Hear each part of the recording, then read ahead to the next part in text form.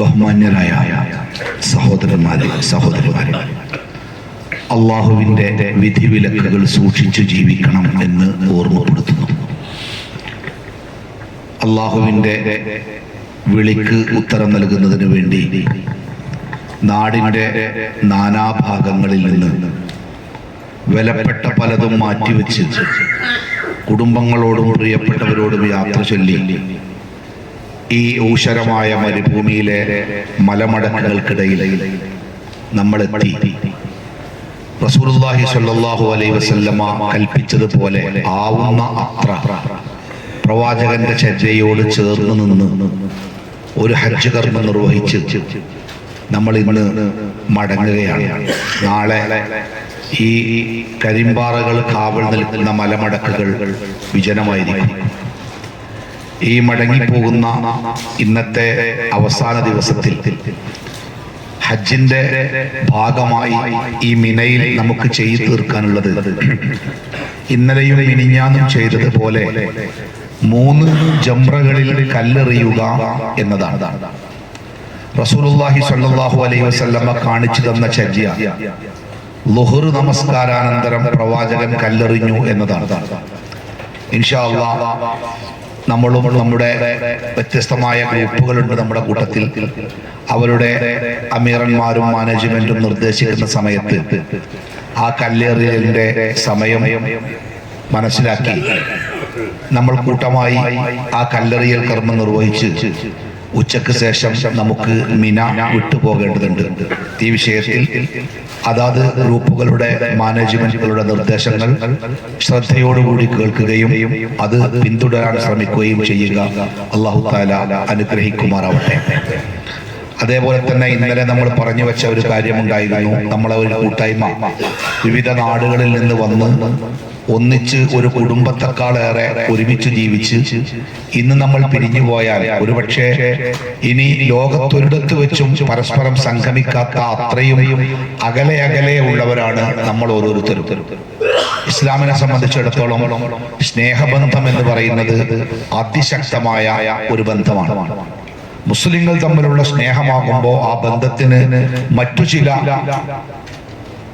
മേഖലകൾ കൂടിയുണ്ട്, വളരെ പ്രധാനമാണ്. നബി സല്ലല്ലാഹു അലൈഹി വസല്ലമ ഒരു ചെറിയ ഉദാഹരണം പറയുന്നുണ്ട്. ഒരാൾ തൻ്റെ സുഹൃത്തിനെ കാണാൻ വേണ്ടി ഇറങ്ങിത്തിരിക്കുകയാണ്. അങ്ങനെ ഇറങ്ങിപ്പോകുമ്പോൾ ഒരു മലക്ക് അദ്ദേഹത്തോട് ചോദിക്കുമത്രേ, നിങ്ങൾ എങ്ങോട്ടാണ് പോകുന്നത്? ഞാൻ എൻ്റെ സുഹൃത്തിനെ, സ്നേഹിതനെ സന്ദർശിക്കാൻ പോവുകയാണ്. അപ്പോഴാ മലക്ക് ചോദിക്കും, അയാളെ സന്ദർശിക്കുന്നത് കൊണ്ട് ഭൗതികമായ എന്തെങ്കിലും നേട്ടം നിങ്ങൾ പ്രതീക്ഷിക്കുന്നുണ്ടോ? ഇല്ല, സ്നേഹബന്ധത്തിന്റെ അടിസ്ഥാനത്തിൽ മാത്രം ഒന്ന് കാണണം, സംസാരിക്കണം, അതിനുവേണ്ടി പോവുകയാണ്. അപ്പൊ ആ മലക്ക് അയാളോട് പറയും അത്രേ, നിങ്ങൾ പോയിക്കൊള്ളുക, നിങ്ങൾ പോയി തിരിച്ചു വരുന്നത് വരെ നിങ്ങൾക്ക് വേണ്ടി പ്രാർത്ഥിക്കാൻ അല്ലാഹു തആല മലക്കുകളെ ഏർപ്പെടുത്തുമെന്നാണ്. അതേപോലെ തന്റെ സഹോദരന് വേണ്ടി നമ്മൾ പ്രാർത്ഥിക്കുമ്പോൾ റസൂലുള്ളാഹി സ്വല്ലല്ലാഹു അലൈഹി വസല്ലമ പറഞ്ഞത്, നീ നിന്റെ സഹോദരന്റെ അഭാവത്തിൽ ആ സഹോദരന് വേണ്ടി പ്രാർത്ഥിക്കുമ്പോൾ അള്ളാഹുവിന്റെ മലക്കുകൾ നിനക്ക് വേണ്ടി പ്രാർത്ഥിച്ചു കൊണ്ടിരിക്കും എന്ന് പഠിപ്പിക്കുന്നുണ്ട്. അതേപോലെ സഹോദരന്മാരുടെ ക്ഷേമവിവരങ്ങൾ അന്വേഷിക്കുക, അസുഖമായാൽ സന്ദർശിക്കുക, പ്രയാസങ്ങളിൽ ആശ്വസിപ്പിക്കുക, ആവശ്യമായ ഉപദേശങ്ങളും നിർദ്ദേശങ്ങളും ഒക്കെ നൽകുക, മരണപ്പെട്ടാൽ ആ ജനാസയെ അനുഗമിക്കുക, മയ്യത്ത് മറമാടുന്നത് വരെ കൂടെ ഉണ്ടാവുക, ഇതൊക്കെ സ്നേഹിതന്മാർ തമ്മിലുള്ള ബന്ധങ്ങളിൽപ്പെട്ടതായി ഇസ്ലാം മതം പഠിപ്പിക്കുന്ന കാര്യങ്ങളാണ്.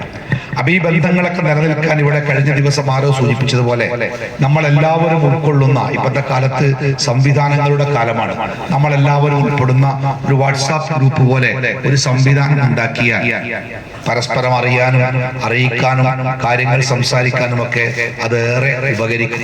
ഏതെങ്കിലുമൊക്കെ കൂട്ടത്തിൽ ആ രംഗത്ത് പരിചയമുള്ള ആളുകൾ ഉണ്ടാകും, പെട്ടെന്ന് കാര്യങ്ങൾ ചെയ്യാൻ പറ്റുന്ന ആളുകൾ ഉണ്ടാവും.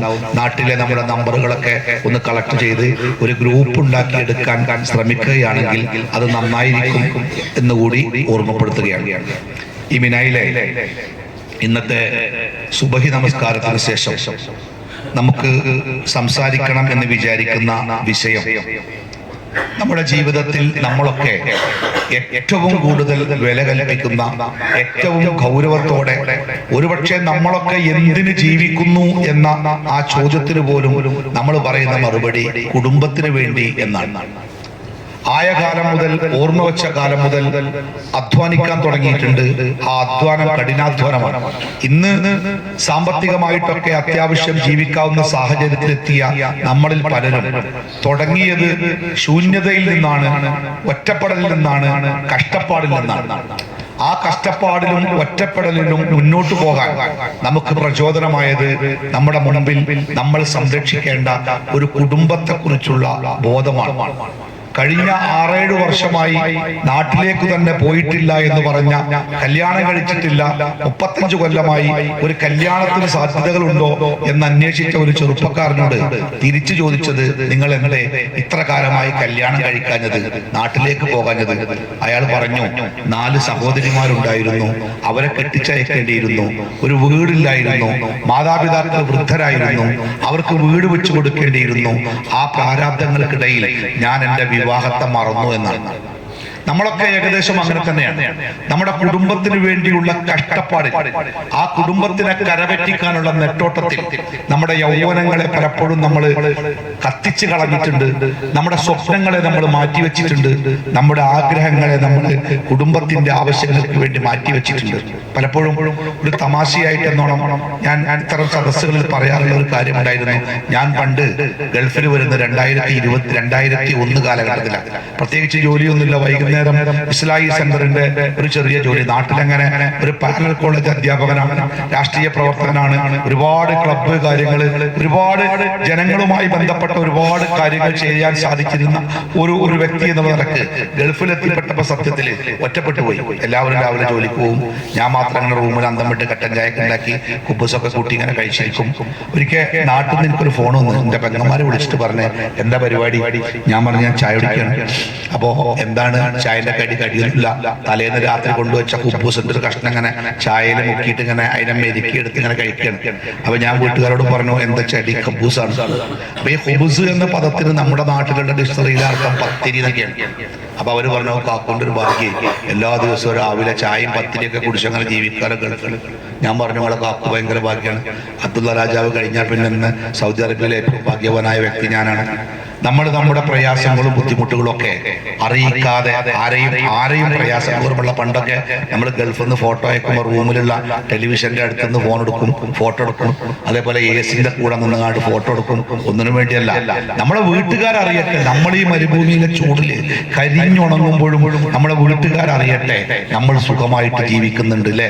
എനിക്കറിയാം, എൻ്റെ കൂടെ ഉണ്ടായിരുന്ന ഒരു സഹോദരൻ റൂമിൽ ജോലിക്ക് പോകുന്നതിന്റെ ഒരാഴ്ച മുമ്പ്, വീട്ടിലേക്ക് പോകുന്നതിന്റെ ഒരാഴ്ച മുമ്പ് ലീവ് എടുത്ത് അദ്ദേഹം റൂമിൽ തന്നെ ഇരിക്കും. കാരണം അദ്ദേഹത്തിന് ജോലി പുറത്താണ്, വെയിൽ കൊണ്ട് കറുത്തു പോയിട്ടുണ്ടാവും. അപ്പൊ അദ്ദേഹം പറയാ, നമ്മൾ ഈ കറുത്ത് വീട്ടിൽ ചെല്ലുമ്പോൾ നമ്മളെ വാപ്പാക്കും ഉമ്മാക്കും നമ്മളെ കാണുമ്പോൾ ഇടങ്ങേറായിക്കാരം. അതുകൊണ്ട് അവരിടങ്ങേറാവാതിരിക്കാൻ ഇയാൾ ഒരാഴ്ച വീട്ടിലിരുന്ന് ആ നിറക്കൊന്ന് മാറ്റിയിട്ട് അയാൾ പോവുക. അങ്ങനെയാണ് നമ്മളൊക്കെ. അത് ഗൾഫിലായാലും നാട്ടിലായാലും എവിടെയായാലും നമ്മുടെ കുടുംബത്തിന് വേണ്ടി എത്ര കഷ്ടപ്പെടാനും ഒരു മടിയും നമുക്കില്ല. നീ കുടുംബത്തിന് വേണ്ടി ഹൃദയം പകുത്തു കൊടുക്കണോ, ഒരു കിഡ്നി പറിച്ചു കൊടുക്കണോ, കരട് മുറിച്ചു കൊടുക്കണോ, എല്ലാത്തിനും ഒരു പരാതിയില്ലാതെ നമ്മൾ അങ്ങനെ അത് ചെയ്തുകൊണ്ടിരിക്കും. അത്രയും നമ്മുടെ കുടുംബം നമുക്ക് പ്രിയപ്പെട്ടതാണ്. ഈ കുടുംബം എന്ന സംവിധാനത്തെ നമ്മൾ ഉണ്ടാക്കിയതല്ല കേട്ടോ. അല്ലാഹു സുബ്ഹാനഹു വ തആല മനുഷ്യൻ ഭൂമിയിലേക്ക് എത്തും മുമ്പ്, എങ്ങനെ മനുഷ്യൻ ഭൂമിയിലേക്ക്, അതായത് ആദ്യ മനുഷ്യൻ ആദം നബി അലൈഹി സ്വലാത്തു വസ്സലാം ഭൂമിയിലേക്ക് എത്തും മുമ്പ് ഈ ഭൂമിയിൽ മനുഷ്യർക്ക് ജീവിക്കാൻ ആവശ്യമായ ചില സാഹചര്യങ്ങളും ചില സംവിധാനങ്ങളുമൊക്കെ അള്ളാഹു തആല ഉണ്ടാക്കിയിട്ടുണ്ട്. വായു വേണം അല്ലെ, വെള്ളം വേണം, ഇവിടുത്തെ ഊഷ്മാവും മർദ്ദവും ഒക്കെ മനുഷ്യ ജീവിതത്തിന് പറ്റിയ രൂപത്തിലാവണം. സസ്യങ്ങൾ വേണം, ജീവികൾ വേണം, മഴ വേണം, വെയിൽ വേണം, ഇതൊക്കെ വേണമല്ലോ. ലോകത്തിലെ മറ്റു ഗ്രഹങ്ങളിലൊന്നും ജീവന്റെ സാന്നിധ്യം കണ്ടെത്താൻ കഴിയാത്തത്, ജീവന് നിലനിൽക്കാൻ ആവശ്യമായ സാഹചര്യം ഭൂമിയിൽ മാത്രമേ ഉള്ളൂ. ഭൂമിയെ അള്ളാഹു മനുഷ്യർക്ക് വേണ്ടി നിശ്ചയിച്ചു എന്ന് ഖുർആന്റെ ഒരു പ്രയോഗമുണ്ട്. എന്തായിരുന്നാലും അപ്പൊ നമ്മൾ ഈ ഭൂമിയിൽ അള്ളാഹു എല്ലാ ക്രമീകരണം നടത്തി.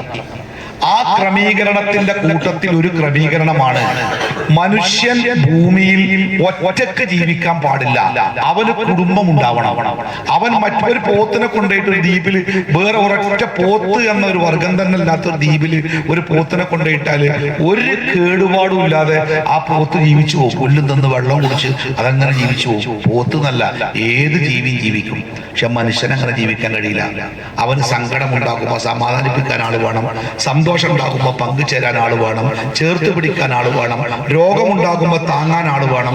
അങ്ങനെ പല ഭാഗത്തുനിന്നും അവന് സപ്പോർട്ട് വേണം. അതുകൊണ്ട് തന്നെ അള്ളാഹു തആല ലോകത്ത് മനുഷ്യൻ ഒറ്റക്കാവാതിരിക്കാൻ അള്ളാഹു നിശ്ചയിച്ച സംവിധാനമാണ് മനുഷ്യന് കുടുംബം ഉണ്ടാവണം. ബാപ്പ വേണം, ഉമ്മ വേണം, മക്കള് വേണം, പേരമക്കള് വേണം, ഭാര്യ വേണം, ഭർത്താവ് വേണം, എളാപ്പ, മൂത്താപ്പ, അമ്മാവൻ, അമ്മായി. പല ഭാഗത്തു നിന്നും താങ്ങ് കിട്ടിയാലേ ഒരു മനുഷ്യന് ജീവിക്കാൻ പറ്റുള്ളൂ എന്നർത്ഥം. അതുകൊണ്ട് അള്ളാഹു നിശ്ചയിച്ചു മനുഷ്യൻ കുടുംബമായിട്ട് ജീവിക്കണം. അത് അള്ളാഹു വെറുതെ നിശ്ചയിച്ചു എന്ന് മാത്രമല്ല, ആ സംവിധാനം ലോകത്ത് നിലനിൽക്കാൻ കർശനമായ നിയമ നടപടികളും അള്ളാഹു സ്വീകരിച്ചു. റസൂലുള്ളാഹി സ്വല്ലല്ലാഹു അലൈഹി വസല്ലം പഠിപ്പിക്കുന്ന ഇത്തിരി ദീർഘമായ ഒരു ഹദീസിൽ ഇങ്ങനെ പറയുന്നുണ്ട്, കുടുംബ ബന്ധം ഈ ലോകത്ത് അള്ളാഹു നിശ്ചയിച്ചപ്പോ ഈ കുടുംബ ബന്ധം എന്നൊരു സംവിധാനം ഉണ്ടല്ലോ, ആ സംവിധാനം അള്ളാഹുവിനോട് ഒരു ചോദ്യം ചോദിച്ചു. അപ്പൊ നമ്മൾ ചോദിക്കും, കുടുംബ ബന്ധം എന്ന് പറഞ്ഞാൽ അതിന് നാവും മുക്കൊക്കെ ഉണ്ടോ? അതൊരു സങ്കല്പല്ലേ? അതെ, കുടുംബ ബന്ധം ഒരു സംവിധാനം. അത് അള്ളാഹുവിന്റെ മുമ്പിൽ വെച്ച് ചോദിക്കുന്ന ചോദ്യം. റസൂലുള്ളാഹി പറഞ്ഞു, നമ്മൾ വിശ്വസിച്ചു. അത് എങ്ങനെയാണെന്നുള്ള ചോദ്യത്തിന് പ്രസക്തി ഇല്ല. ആ കുടുംബ ബന്ധം അള്ളാഹുവിനോട് ഒരു ചോദ്യം ചോദിച്ചു. എന്താ ചോദ്യം എന്ന് അറിയോ? അള്ളാഹുവേ, മനുഷ്യൻ കുടുംബമായിട്ട് ജീവിക്കണം എന്നാണല്ലോ നീ നിശ്ചയിച്ചത്. ഈ കുടുംബമായിട്ട് ജീവിക്കാൻ എളുപ്പമുള്ള കാര്യമൊന്നല്ല. എല്ലാവരും ചേർത്ത് പിടിച്ച് എല്ലാവരുടെ കണ്ണീരും എല്ലാവരുടെ ദുഃഖങ്ങളും ആശ്വാസങ്ങളും അതിൻ്റെ ഇടയ്ക്ക് നമ്മുടെ ദുഃഖങ്ങളും സന്തോഷമൊക്കെ മറന്ന് എളുപ്പമുള്ള കാര്യമല്ല കുടുംബജീവിതം. അപ്പൊ ഈ കുടുംബമായിട്ട് മനുഷ്യൻ ജീവിക്കുവോ? ആ റിസ്ക് മനുഷ്യൻ ഏറ്റെടുക്കുവോ? അത് ഏറ്റെടുക്കാൻ എന്തെങ്കിലും ഒരു നിയമ സംവിധാനം നീ ലോകത്ത് നടപ്പാക്കിയിട്ടുണ്ടോ എന്ന് ഈ കുടുംബ ബന്ധം അള്ളാഹിനോട് ചോദിക്കുന്നുണ്ട്. അപ്പൊ അള്ളാഹു തആല കുടുംബ ബന്ധത്തിന് കൊടുക്കുന്ന മറുപടി ശ്രദ്ധയോടെ കേൾക്കണം കേട്ടോ. കുടുംബ ബന്ധത്തിന് അള്ളാഹ് കൊടുക്കുന്ന മറുപടി എന്താ? ഞാനൊരു നിയമം അവർക്കിടയിൽ നടപ്പാക്കുന്നുണ്ട്, കർശനമായ നിയമം. എന്താണ് നിയമം? ആരാണോ ഞാൻ നിശ്ചയിച്ച കുടുംബ ബന്ധത്തെ ചേർത്ത് പിടിച്ചു പോകുന്നത് അവരോട് മാത്രമേ എനിക്ക് ബന്ധമുണ്ടാവുകയുള്ളൂ. അവരോട് മാത്രമേ എനിക്ക് ബന്ധം ഉണ്ടാവുള്ളൂ. എന്റെ സ്വർഗം, എന്റെ പ്രതിഫലം, എന്റെ റഹ്മത്ത്, എന്റെ കാരുണ്യം, എന്റെ മഗ്ഫിറത്ത് ഇതൊക്കെ അവർക്ക് മാത്രമേ കൊടുക്കുള്ളൂ. ആരാണോ കുടുംബ ബന്ധത്തെ മുറിച്ചു കളയുന്നത് അവരുമായിട്ട് എനിക്ക് യാതൊരു ബന്ധം ഉണ്ടാവില്ല. എന്റെ പാപമോചനം, എന്റെ സ്വർഗം, എന്റെ കാരുണ്യം ഇത് അവർ പ്രതീക്ഷിക്കുക വേണ്ട, അവർക്കത് കിട്ടൂല. അത് ഞാൻ മനുഷ്യർക്കിടയിൽ നിശ്ചയിക്കുന്ന ഒരു നിയമം. അതുകൊണ്ട് തന്നെ മനുഷ്യൻ കുടുംബ ബന്ധം പാലിക്കും. ഈ കുടുംബ ബന്ധത്തിന് റഹ്മ എന്ന് പറയാം. അതിന്റെ സ്ഥാനം എവിടെ അറിയുന്നത്? അള്ളാഹുവിന്റെ അർശിന്റെ കാലിൽ അത് ബന്ധിക്കപ്പെട്ടിരിക്കുന്നു. ആ കുടുംബ ബന്ധം എല്ലാ സമയത്തും വിളിച്ചു പറയുന്ന ഒരു വാക്കുണ്ട്. എന്താ അറിയോ?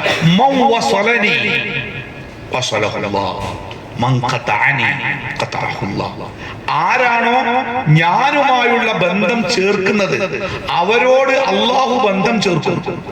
ആരാണോ ഞാനുമായുള്ള ബന്ധം മുറിച്ചു കളയുന്നത് അവരുമായുള്ള ബന്ധം അള്ളാഹു തആല മുറിച്ചു കളയും. അതുകൊണ്ടാണ് പ്രവാചകൻ സല്ലല്ലാഹു അലൈഹി വസല്ലം പറഞ്ഞത്, ലാ യദ്ഖുലുൽ ജന്ന ഖാതിഉ റഹ്മിൻ. കുടുംബ ബന്ധം മുറിച്ചു കളഞ്ഞവൻ, എന്റെ കുടുംബമായി അല്ലാഹു രക്തബന്ധമായി വിവാഹബന്ധമായി എനിക്ക് തന്ന ഒരു ബന്ധത്തിലെ ഒരാളോട് ഞാൻ ബന്ധം മുറിച്ചു കളയുകയോ മിണ്ടാതെ സംസാരിക്കാതെ സലാം പറയാതെ മുഖത്തേക്ക് നോക്കാതെ ക്ഷണിക്കാതെ ക്ഷണം സ്വീകരിച്ചാതെ അങ്ങോട്ടും ഇങ്ങോട്ടും തിരിഞ്ഞു പോകുന്ന അവസ്ഥ ഉണ്ടായാൽ സ്വർഗം പ്രതീക്ഷിക്കണ്ടെന്ന. എത്ര നിസ്കരിച്ചിട്ടും കാര്യമില്ല, എത്ര നോമ്പ് നോച്ചിട്ടും കാര്യമില്ല, എങ്ങനെ ഹജ്ജ് ചെയ്തിട്ടും കാര്യമില്ല, ബന്ധം മുറിച്ചു കളഞ്ഞിട്ടുണ്ടോ? പാപ്പനോട് മിണ്ടൂല, അമ്മാനോട് മിണ്ടൂല, ജ്യേഷ്ഠന്മാർ തെറ്റില്, എളാപ്പ മൂത്താപ്പ മക്കൾ തെറ്റില്, അമ്മാവൻ അമ്മായി തെറ്റില്. അങ്ങനെ കുടുംബത്തിൽ അള്ളാഹു നിശ്ചയിച്ച ബന്ധത്തിൽ ഒരു തെറ്റ്, ഒരു എന്താ പറയാ, ഒരു ബന്ധത്തിൽ ഒരു മുറിവുണ്ടായാൽ അവൻ സ്വർഗത്തിൽ പ്രവേശിക്കൂല. അപ്പൊ നമുക്ക് സ്വാഭാവികമായി തോന്നാവുന്ന സംശയമല്ലേ, എനിക്ക് സ്വർഗത്ത് പോകാൻ ഓന്റെ റേഷൻ കാർഡ് വേണം. അങ്ങനെ ചില ആൾക്കാർ ചോദിക്കുക. നമ്മളിങ്ങനെ പറയും, നിങ്ങൾ ജ്യേഷ്ഠാഞ്ചന്മാരല്ലേ, ഇങ്ങനെ തെറ്റ് ജീവിക്കണോ, നിങ്ങളൊക്കെ വാപ്പങ്ങൾക്കും വേണ്ടി എത്ര കഷ്ടപ്പെട്ടതാ, ഒന്ന് നന്നായിക്കൂടെ എന്നൊക്കെ പള്ളിക്കല മസ്ലഹത്ത് കമ്മിറ്റിക്ക് ചോദിക്കുമ്പോൾ ചില ആൾക്കാർ പറയും, ഞാൻ എന്തിനാ അവനോട് നന്നാവണ്, എന്റെ ചെലവ് ഓനാ നടത്തുന്നത്, എന്റെ റേഷൻ കാർഡ് ഓന്റെ പേരിൽ ഓൻ പോയി പണിയൊക്കെ എന്നൊക്കെ പറഞ്ഞ് വലിയ ഡയലോഗ്. എന്താ അറിയോ, അറിവില്ലായ്മ കൊണ്ടാണ്. നബി സല്ലല്ലാഹു അലൈഹി വസല്ലം പറയണേ, ഒരു മനുഷ്യൻ ചെയ്യുന്ന സൽക്കർമ്മങ്ങൾ, ഞാനും ചെയ്യണ ഇപ്പൊ നിസ്കാരം ഉണ്ടല്ലോ, ഈ നിസ്കാരം അടക്കം അത് അള്ളാഹുവിന്റെ മലക്കുകൾ ശേഖരിച്ച് അള്ളാഹുവിന്റെ അടുക്കലേക്ക് എത്തിക്കുക എല്ലാ തിങ്കളാഴ്ചയിലും എല്ലാ വ്യാഴാഴ്ചയുമാണ്. അതുകൊണ്ടാണ് ആ 2 ദിവസം റസൂലുള്ളാഹി സ്വല്ലല്ലാഹു അലൈഹി വസല്ലം നോമ്പ് നോൽക്കാനുള്ള ഒരു കാരണം, വേറെ കാരണങ്ങളുണ്ട്, ഒരു കാരണം അതാണ്. അപ്പോ ആ കർമ്മങ്ങൾ തിങ്കളാഴ്ചയും വ്യാഴാഴ്ചയും അത് അള്ളാഹുവിന്റെ അടുക്കലേക്ക് മലക്കുകൾ കൊണ്ടുപോകുമ്പോ അള്ളാഹു തആല മലക്കുകൾ പറഞ്ഞതാ, ആ വരുന്ന 2 ആൾക്കാർ കോട്ടക്കുന്നുള്ള അബ്ദുറഹ്മാനും അബ്ദുള്ള ഉണ്ടല്ലോ, പേര് സാങ്കല്പികട്ടോ, ആ അബ്ദുറഹ്മാനും അബ്ദുള്ള ഓരോ 2 ആളെ കർമ്മങ്ങളും ഇങ്ങോട്ട് കൊണ്ടുവരണ്ട, അത് അവിടെ തന്നെ വെച്ചത്, അത് ഞാൻ ഇപ്പൊ സ്വീകരിക്കൂല. എന്താ സ്വീകരിക്കാതിരിക്കാൻ കാരണം, അവർ തമ്മിൽ ഒരു ബന്ധം ഞാൻ ഉണ്ടാക്കി കൊടുത്തു. ജ്യേഷ്ഠാഞ്ചന്മാരാണ്, അല്ലെങ്കിൽ രക്തബന്ധമാണ്, കുടുംബ ബന്ധമാണ്, ഒരു ബന്ധം ഞാൻ നിശ്ചയിച്ചു. ആ ബന്ധം അവർ മുറിച്ചു കളഞ്ഞു. അവർ മിണ്ടാറില്ല, സംസാരിക്കാറില്ല, അവർ തമ്മിൽ ബന്ധങ്ങളില്ല. അതുകൊണ്ട് എന്റെ നിബന്ധന പാലിക്കാത്തത് കൊണ്ട് അവരുടെ അമലുകൾ എനിക്ക് വേണ്ട, അത് അവിടെ കടന്നോട്ടെ. എന്നിട്ട് അള്ളാഹു മലക്കുകളോട് പറയുന്ന എന്തറിയോ, മരിക്കുന്നതിന് മുമ്പ് അവർ പരസ്പരം നന്നായി ക്ഷമ ചോദിച്ച് തൗബ ചെയ്തെങ്കിൽ മാത്രം ആ അമലുകൾ എന്റെ അടുക്കലേക്ക് കൊണ്ടുവന്നാൽ മതി, അല്ലെങ്കിൽ അവിടെ കടന്നോട്ടെ എന്ന് പറയും. നമ്മളെ ചില ആൾക്കാർക്കുണ്ടല്ലോ ഭയങ്കര വാശിയാണ്. ഈ ചില വയസ്സന്മാരുണ്ടല്ലോ കുറുന്തോട്ടി മരിക്കുന്ന പറയാം, വയസ്സാകും തോറും ഇങ്ങനെ ബലം വെച്ച് വരും. എന്ത് പറഞ്ഞാലും ഞാനോ ഓനോടോ ഞാൻ നന്നാവേ, ഞാൻ മരിച്ച എന്റെ മയ്യത്തോന് കാണിച്ചു കൊടുക്കാൻ പാടില്ല എന്നൊക്കെ പറയാം. അങ്ങനെയൊക്കെ ഡയലോഗ് പറഞ്ഞിട്ട് പിന്നെ ഇങ്ങനെ വെറുങ്ങലിച്ച മയ്യത്ത് വെള്ളത്തുണി പൊതിഞ്ഞിട്ട് ഈ പള്ളിക്ക് നിസ്കരിക്കാൻ വേണ്ടി കൊടുന്നുവെക്കുമ്പോ തലഭാഗത്തുനിന്ന് പള്ളിയിലെ ഉസ്താദോ നാട്ടിലെ കാരണവരോ അല്ലെങ്കിൽ മക്കളോ ഒക്കെ പറയുന്ന ഒരു കുമ്പസാരുണ്ട്. എന്താണ്? ഞങ്ങളെ വാപ്പ അല്ലെ, കടിയിലൊക്കെ ജീവിച്ച ആളാണ്, വാക്കുകൊണ്ടോ പ്രവൃത്തി കൊണ്ടോ ഒക്കെ എന്തെങ്കിലുമൊക്കെ വേദനിപ്പിക്കുന്ന വലുതും ചെയ്തിട്ടുണ്ടെങ്കിൽ ദീനുൽ ഇസ്ലാമിനെ ഓർത്ത് നിങ്ങൾ വാപ്പാക്ക് ഓർത്തു കൊടുക്കണം. ആരും ഓർത്തു കൊടുക്കും? അല്ലാഹു തആല പുറത്തു കൊടുക്കണമെങ്കിൽ 2 നിബന്ധന വെച്ച്, മരണം തൊണ്ടക്കുഴിയിലെത്തും മുമ്പ് അല്ലെങ്കിൽ സൂര്യൻ പടിഞ്ഞാറ് ഉദിക്കും മുമ്പ് ഓന്റെ ജീവിതത്തിൽ തൗബ ചെയ്യണം. അല്ലാതെ നമ്മൾ വരച്ചിട്ട് നമുക്ക് വേണ്ടി നാട്ടുകാർ പുറത്തു കൊടുത്തോണ്ട് അള്ളാഹ് പുറത്തരൂല. അപ്പൊ എന്റെ സംസാരത്തിന്റെ 1ാമത്തെ ഭാഗം അവസാനിപ്പിച്ചു. നമ്മുടെ ബന്ധങ്ങളിൽ എവിടെയെങ്കിലുമൊക്കെ വിള്ളലുകൾ ഉണ്ടെങ്കിൽ ഈ കഷ്ടപ്പെട്ട് ചെയ്ത ഹജ്ജ് പോലും അള്ളാഹ്ക്ക് വേണ്ട, അത് പെരുവഴി കിടക്കണം. അപ്പോ അങ്ങനെ എവിടെയെങ്കിലൊക്കെ മുറിഞ്ഞു കിടക്കുന്ന ബന്ധങ്ങൾ ഉണ്ടെങ്കിൽ ഒന്ന് നന്നാക്കുക. അപ്പൊ ചില ആൾക്കാർ ചോദിക്കുന്നത്, എനിക്ക് നന്നാവണമെന്നുണ്ട്, ഓൽക്ക് താല്പര്യമല്ല, ഞാൻ പലവട്ടം ശ്രമിച്ചതാണ്, പക്ഷെ അവരടുക്കുന്നില്ല. ഇടങ്ങേറാവണ്ട. നബി സല്ലല്ലാഹു അലൈഹി വസല്ലം പറഞ്ഞത്, മുറിഞ്ഞു പോയ ബന്ധങ്ങളെ നന്നാക്കാൻ ആരാണോ ആദ്യം ഇറങ്ങി തിരിച്ച് സലാം പറഞ്ഞു തുടങ്ങുന്നത് അവർ കുറ്റവിമുക്തരാണ്. ആരാണോ ബന്ധം നന്നാക്കാൻ അനുവദിക്കാതെ അഹങ്കാരത്തോടു കൂടി പോളാവിടുന്ന് എന്നോട് നന്നാവാൻ ഞാനില്ല എന്നൊക്കെ പറഞ്ഞ് വലിയ ഡയലോഗുമായിട്ട് ആരാണോ തിരിഞ്ഞു പോകുന്നത് അവർക്ക് ഇരട്ടി ശിക്ഷ കിട്ടുന്ന, ഇരട്ടി ശിക്ഷ.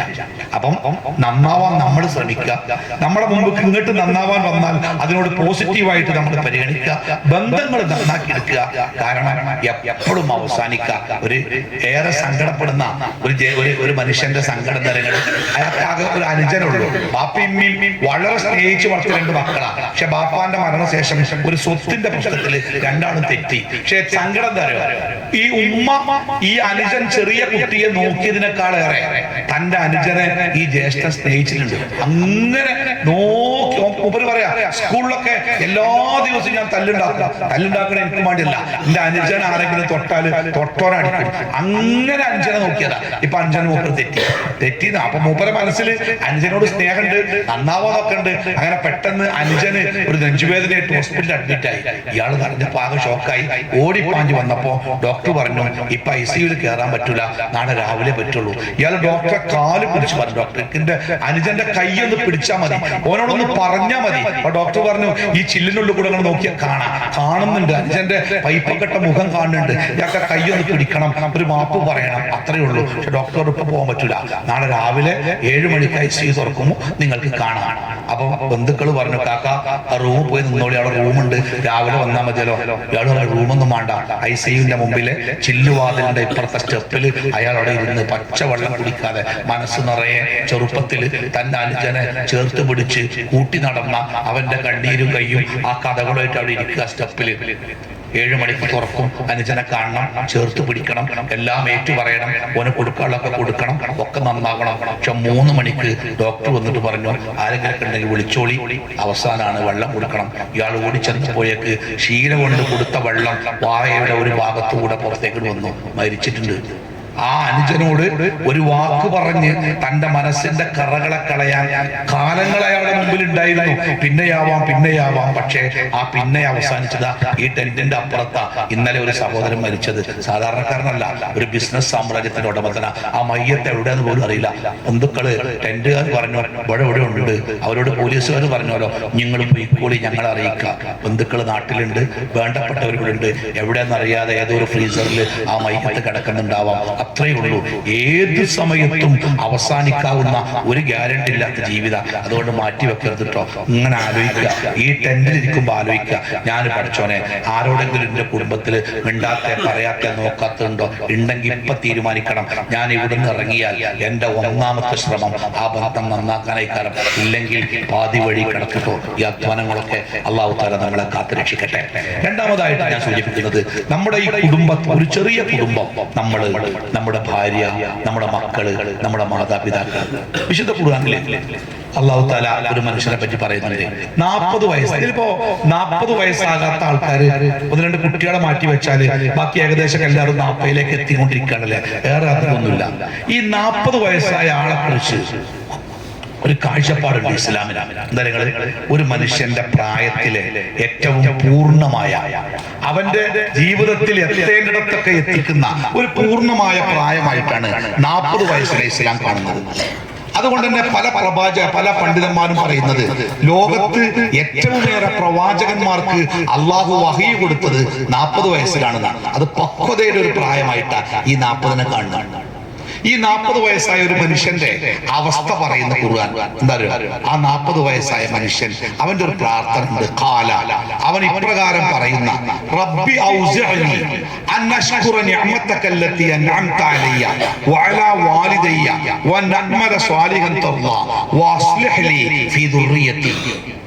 40 വയസ്സായ മനുഷ്യൻ, അവൻ ഒരു ഭാഗത്ത് തന്റെ മാതാപിതാക്കളെ ചേർത്ത് പിടിച്ച്, മറുഭാഗത്ത് തന്റെ കുടുംബത്തെയും മക്കളെയും ചേർത്ത് പിടിച്ച്, ആ ചേർത്ത് പിടിച്ചിങ്ങനെ നിർത്തിയിട്ട് അള്ളാഹിനോട് പ്രാർത്ഥിക്കുന്ന പ്രാർത്ഥനയാണ്, പടച്ചോനെ നീ എനിക്ക് ചെയ്തു തന്ന ഈ അനുഗ്രഹങ്ങൾ, എന്റെ മാതാപിതാക്കൾക്ക് നീ ചെയ്തു കൊടുത്ത അനുഗ്രഹങ്ങൾ, ആ അനുഗ്രഹത്തിന്റെ ഫലമാണല്ലോ ഞാൻ.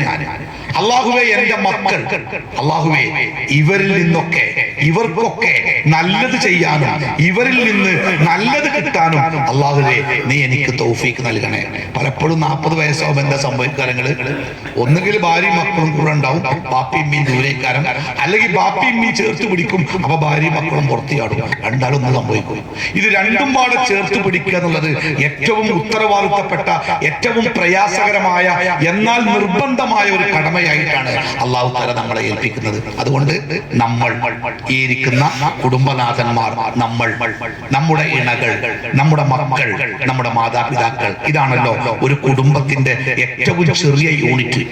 ആ ഒരു ചെറിയ യൂണിറ്റിനെ സംബന്ധിച്ചാണ് 2-3 കാര്യങ്ങൾ ഈ മിനായിലെ ഈ ടെന്റിൽ വെച്ച് നിങ്ങളെ ശ്രദ്ധയിൽപ്പെടുത്താറുള്ളത്. ഒന്ന്, നമ്മുടെ കുടുംബത്തോട് നമുക്കുള്ള ബാധ്യതകൾ എന്തൊക്കെയാണ്? നമ്മളെല്ലാവരും പറയും കുടുംബത്തിന് ഭക്ഷണം കൊടുക്കണം, കുടുംബത്തിന് പാർപ്പിടം കൊടുക്കണം, കുടുംബത്തിന് വസ്ത്രം കൊടുക്കണം, അവരുടെ വിദ്യാഭ്യാസം, അവരുടെ ചെലവുകൾ, ഇതൊക്കെ നമ്മുടെ ഉത്തരവാദിത്തമാണ്. ആ ഉത്തരവാദിത്ത നിർവഹണത്തിന് വേണ്ടിയാണ് നമ്മൾ കഠിനാധ്വാനം ചെയ്യുന്നതും നമ്മളെ തന്നെ മറക്കുന്നതും. ഈ 10, 20, 30 കൊല്ലൊക്കെ പ്രവാസ ജീവിതത്തിൽ ജീവിച്ചു എന്ന് പറയുന്ന ആൾക്കാർ കുടുംബത്തെ പ്രവാസ ലോകത്തേക്ക് കൊണ്ടുപോകാൻ കഴിഞ്ഞിട്ടില്ലാത്ത ആൾക്കാരാണെങ്കിൽ ഒന്ന് കണക്കൂട്ടിയൊക്കെ ഉണ്ട്. ഈ 30 കൊല്ലത്തിന്റെ ഇടയ്ക്ക് അവനവന്റെ കുടുംബത്തിന്റെ കൂടെ എത്ര ദിവസം ചെലവഴിച്ചിട്ടുണ്ടാവും? അതിങ്ങനെ ദിവസങ്ങളായി മാസങ്ങളായി കൂട്ടിയാലേ വളരെ കുറച്ചേ ഉണ്ടാവുള്ളൂ. ബാക്കിയുള്ള കാലം അത്രയും ഈ കുടുംബത്തിന്റെ സുഖത്തിനും ക്ഷേമത്തിനും വേണ്ടി നമ്മൾ ഒറ്റക്ക് മരുഭൂമിയിൽ കഷ്ടപ്പെടുക, അല്ലെങ്കിൽ വിദേശത്ത്, അല്ലെങ്കിൽ നമ്മുടെ തൊഴിലിടങ്ങളിൽ നമ്മൾ കഷ്ടപ്പെട്ടുകൊണ്ടേയിരിക്കുക. നമ്മുടെ കുടുംബത്തോടുള്ള നമ്മുടെ ഏറ്റവും വലിയ ഉത്തരവാദിത്തം എന്താണ്? അത് മാത്രം പറഞ്ഞ് അവസാനിപ്പിക്കാം. അല്ലാഹു തആല ഖുർആനിൽ പറയണേ, യാ അയ്യുഹല്ലദീന ആമനൂ, സത്യവിശ്വാസികളെ, ഖൂ അൻഫുസകും വഅഹ്ലീകും നാറാ, ഖൂ അൻഫുസകും വഅഹ്ലീകും നാറാ. നിങ്ങൾ നിങ്ങളുടെ സ്വന്തം ശരീരത്തെയും നിങ്ങളുടെ കുടുംബത്തെയും നിങ്ങൾ നരകത്തിൽ നിന്ന് രക്ഷപ്പെടുത്തണം. എല്ലാ കുടുംബനാഥന്മാരും, എന്റെ മുമ്പിലിരിക്കുന്ന നിങ്ങളൊക്കെ 1-2 മക്കളെ മാറ്റി നിർത്തിയാൽ നിങ്ങളൊക്കെ കുടുംബത്തിന്റെ നാഥന്മാരാണ്. എന്റെ ശബ്ദം കേൾക്കുന്ന സഹോദരിമാരൊക്കെ ഒരു കുടുംബത്തിന്റെ നായികമാരാണ്. ഈ കുടുംബത്തിന്റെ നാഥന്മാരോട്, ഈ കുടുംബത്തിന്റെ നായികമാരോട് അള്ളാഹുവിന്റെ ഒന്നാമത്തെ കൽപ്പന, നിങ്ങൾ നെഞ്ചോട് ചേർത്ത് പിടിക്കുന്ന ആ കുടുംബത്തിൽ നിന്ന് ഒരാളെയും നരകത്തിന്റെ തീജ്വാലകൾക്ക് നിങ്ങൾ എറിഞ്ഞു കൊടുക്കരുത്, അതിനനുവദിക്കരുത്. നമ്മുടെ വീട്ടിലെ ഒരു കൊച്ചുകുട്ടി, മുട്ടുകുത്തി നടക്കുന്ന കുട്ടി, കറണ്ട് ഇല്ലാത്ത സമയത്ത് നമ്മൾ കത്തിച്ചു വെച്ച ഒരു മെഴുകുതിരിയിലേക്ക് ആ കുട്ടി മുട്ടുകുത്തി വന്ന് കൈ നീട്ടിയാൽ നമ്മൾ എന്താ ചെയ്യാ? ഓടി വന്നിട്ട് ആ കുട്ടിനെ എടുത്തു മാറ്റി ആ മെഴുകുതിരി കുട്ടിക്ക് എത്താത്ത ദൂരത്തേക്ക് എടുത്തു വെക്കും. എന്താ കാരണം? ഒരു മെഴുകുതിരി കൊണ്ട് പൊണ്ണിയാൽ മരിച്ചു പോകുന്നില്ല. പക്ഷേ ആ മെഴുകുതിരിയുടെ പൊള്ളല് പോലും നമ്മുടെ മക്കൾക്ക് ഏൽക്കുന്നത് നമുക്ക് സഹിക്കാൻ പറ്റില്ല. എന്നാൽ ഈ ദുന്യാവിൽ മനുഷ്യൻ കണ്ടുപിടിച്ച ഏറ്റവും ശക്തമായ തീയിനേക്കാൾ 100 ഇരട്ടി ചൂടുണ്ട് നരകത്തിലെ തീയിന് എന്ന് പഠിപ്പിച്ച ആ നരകത്തിന്റെ തീയില് ചിരട്ട കത്തുന്നത് പോലെ നമ്മുടെ പ്രിയപ്പെട്ടവരുടെ തലയോട്ടികൾ അതങ്ങനെ കത്തി കത്തി മൂളി മൂളി കത്തുന്നത് കാണാനും സഹിക്കാനും അത് ചിന്തിക്കാൻ പോലും നമുക്കാർക്കും കഴിവുണ്ടാവില്ല. അതുകൊണ്ടാണ് റസൂലുള്ളാഹി സ്വല്ലല്ലാഹു അലൈഹി വസല്ലമ തന്റെ പ്രിയപ്പെട്ട മകൾ, കരളിന്റെ കഷ്ണമെന്ന് വിശേഷിപ്പിക്കാറുണ്ടായിരുന്ന ഫാത്തിമയെ വിളിച്ചിട്ട് റസൂൽ പറയുന്നുണ്ട്, യാ ഫാത്തിമ ബിനത്തി മുഹമ്മദ്, മുഹമ്മദിന്റെ മോളെ ഫാത്തിമ, ഇവിടെ വാ. മുഹമ്മദ് നബിന്റെ മോള, അലിയാരുടെ ഭാര്യ, ഹസൻ ഹുസൈൻ അവരുടെ മക്കൾ, ഉമ്മ. ലോകത്തിൽ അതിലേറെ എന്ത് മഹത്വമായ സ്ഥാനം അവർക്ക് വേണ്ടത്. ആ ഫാത്തിമയെ വിളിച്ചിട്ട് മൂർത്താവിൽ ഉമ്മ വെച്ചിട്ട് റസൂലുള്ളാഹി സ്വല്ലല്ലാഹു അലൈഹി വസല്ലം പറയണേ, മോളെ ഫാത്തിമ, നിന്റെ ശരീരത്തെ, യാ ഫാത്തിമ ബിനത്തി മുഹമ്മദ്, മുഹമ്മദിന്റെ മോളെ ഫാത്തിമ, അൻകിരി നഫ്സകി മിനന്നാർ, മോളെ നിന്റെ ശരീരത്തെ നരകത്തിൽ നിന്ന് നീ തന്നെ കാക്കണം കേട്ടോ. നിന്റെ ബാപ്പ നബിയാണ്, ബാപ്പ അള്ളാഹുവിന്റെ ഏറ്റവും ശ്രേഷ്ഠനായ സൃഷ്ടിയാണ്, നിന്റെ ഭർത്താവ് അലിയാണ്, മക്കൾ ഹസൻ ഹുസൈൻ ഒക്കെ ശരിയാണ്. പക്ഷെ മോളെ, നിന്റെ ശരീരത്തെ നരകത്തിൽ നിന്ന് കാക്കാൻ നിനക്കല്ലാതെ ഈ പറയപ്പെട്ട ആർക്കും സാധിക്കൂല. അതുകൊണ്ട് മോളെ, നിന്റെ ശരീരം നീ നരകത്തിൽ നിന്ന് കാക്കണം കേട്ടോ. നമ്മളെല്ലാവരും നമ്മുടെ കുടുംബത്തെ സ്നേഹത്തിന്റെ ഏറ്റവും മൂർത്തമായ ഒരു രൂപത്തിൽ നമ്മുടെ കുടുംബത്തെ ചേർത്ത് പിടിക്കാൻ നമുക്ക് സമയം കിട്ടുമ്പോൾ നമ്മുടെ മക്കളുടെ, നമ്മുടെ പ്രിയപ്പെട്ടവരുടെ കണ്ണിന്റെ ആഴങ്ങളിലേക്ക് നോക്കിയിട്ട് നിറഞ്ഞ കണ്ണുകളോടെ പറയണം, മക്കളെ, പ്രിയപ്പെട്ടവളെ, നരകത്തിലേക്ക് പോകരുത് കേട്ടോ. നരകത്തിന്റെ തീയിൽ നിന്ന് രക്ഷപ്പെടാൻ എന്താണോ അത് നമ്മൾ ഓരോരുത്തരും സ്വന്തമായും പരസ്പരം സഹകരിച്ചും ചെയ്തു വെക്കണം കേട്ടോ. അതാണ് ജീവിതത്തിലെ ഏറ്റവും വലിയ ആഗ്രഹം. ഈ മുഅത്ത യുദ്ധം ഇസ്ലാമിക ചരിത്രത്തിലെ ഏറെ ചർച്ച ചെയ്യപ്പെടുന്ന ഒരു യുദ്ധമാണ്. ഈ മുഅത്ത യുദ്ധം മുസ്ലിങ്ങളെ സംബന്ധിച്ച് ഏറെ പ്രയാസം ഒതുക്കുക. ആ സമയം ബുദ്ധിമുട്ടായിരുന്നു, മുഅത്തയിലെ ശത്രുക്കൾ പ്രഗത്ഭരായിരുന്നു, ഇത്തിരി ദൂരെയാണ്, എല്ലാം കൊണ്ടും മുഅത്ത യുദ്ധം മുസ്ലിങ്ങൾക്ക് ഇത്തിരി പ്രയാസമുള്ള കാര്യമാണ്. അതുകൊണ്ട് തന്നെ മുഅത്ത യുദ്ധത്തിലേക്ക് പോകുന്ന മുസ്ലിം സൈന്യത്തിന് പ്രവാചകൻ മദീനത്തെ പള്ളിയുടെ മുറ്റത്ത് യാത്രയെ തങ്ങളുടെ പ്രിയപ്പെട്ടവർ പടയാളികളായി പോകുന്നത് കണ്ട് അവർക്ക് യാത്രയപ്പ് കൊടുക്കാൻ കണ്ണുനീരോടുകൂടി അവരുടെ കുടുംബങ്ങൾ അത്രയും മദീന പള്ളിയുടെ മുറ്റത്തുണ്ട്. മാസങ്ങൾ നീണ്ട യാത്രയാണ്, തിരിച്ചു വരുന്ന ഒരു ഉറപ്പില്ല. അതുകൊണ്ട് പ്രിയപ്പെട്ടവർക്ക് അവസാന യാത്രാമൊഴി കൊടുക്കാൻ ബന്ധുക്കളൊക്കെ അവിടെ എത്തിയിട്ടുണ്ട്. പ്രവാചകൻ സ്വല്ലല്ലാഹു അലൈഹി വസല്ലമ അവർക്ക് വേണ്ടി പ്രാർത്ഥിച്ചു. സൈന്യത്തിന് അവർക്ക് വേണ്ട നിർദ്ദേശങ്ങൾ കൊടുത്തു. സൈന്യാധിപന്റെ കുതിരയുടെ കയറ് പിടിച്ച് പ്രവാചകൻ മദീനത്തെ പള്ളിയുടെ മുറ്റം തീരുന്നത് വരെ അവരെ മുന്നോട്ട് നയിച്ചു. അവിടെ എത്തിയിട്ട് റസൂലുള്ളാഹി പ്രാർത്ഥിച്ച് അവരെ പറഞ്ഞയച്ചു. അവരെ യാത്രയക്കാൻ വന്ന കുടുംബാംഗങ്ങള് കണ്ണീരോടുകൂടി തേങ്ങിക്കരഞ്ഞ് അവർ വീടുകളിലേക്ക് മടങ്ങി. അവിടെ ഒരു പെൺകുട്ടി മാത്രം, തോളിൽ ഒരു കൊച്ചുകുട്ടിയുള്ള പെൺകുട്ടി മാത്രം ആ മുറ്റത്ത് കാത്തുനിന്നു. മുന്നോട്ട് പോയ സൈന്യത്തിൽ നിന്ന് ഒരു ചെറുപ്പക്കാരൻ തന്റെ കുതിരയെ പിന്നോട്ട് ഓടിച്ച് ആ മുറ്റത്ത് തിരിച്ചെത്തി.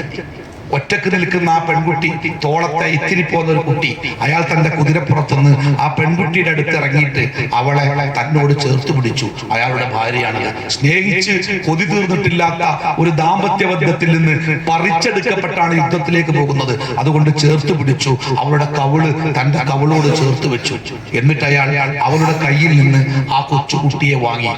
കണ്ടു കൊതി തീർന്നിട്ടില്ലാത്ത തന്റെ പ്രിയപ്പെട്ട മകന്റെ മുഖത്തും കവിളത്തും ഒക്കെ ഒരുപാട് ഉമ്മ കൊടുത്ത് കണ്ണീരോടുകൂടി ആ മകനെ തന്റെ ഭാര്യയെ ഏൽപ്പിക്കുമ്പോ അയാൾ പറഞ്ഞൊരു വാക്കുണ്ട്: ഞാൻ മൗത്തയിൽ നിന്ന് തിരിച്ചു വന്നില്ലെങ്കിൽ,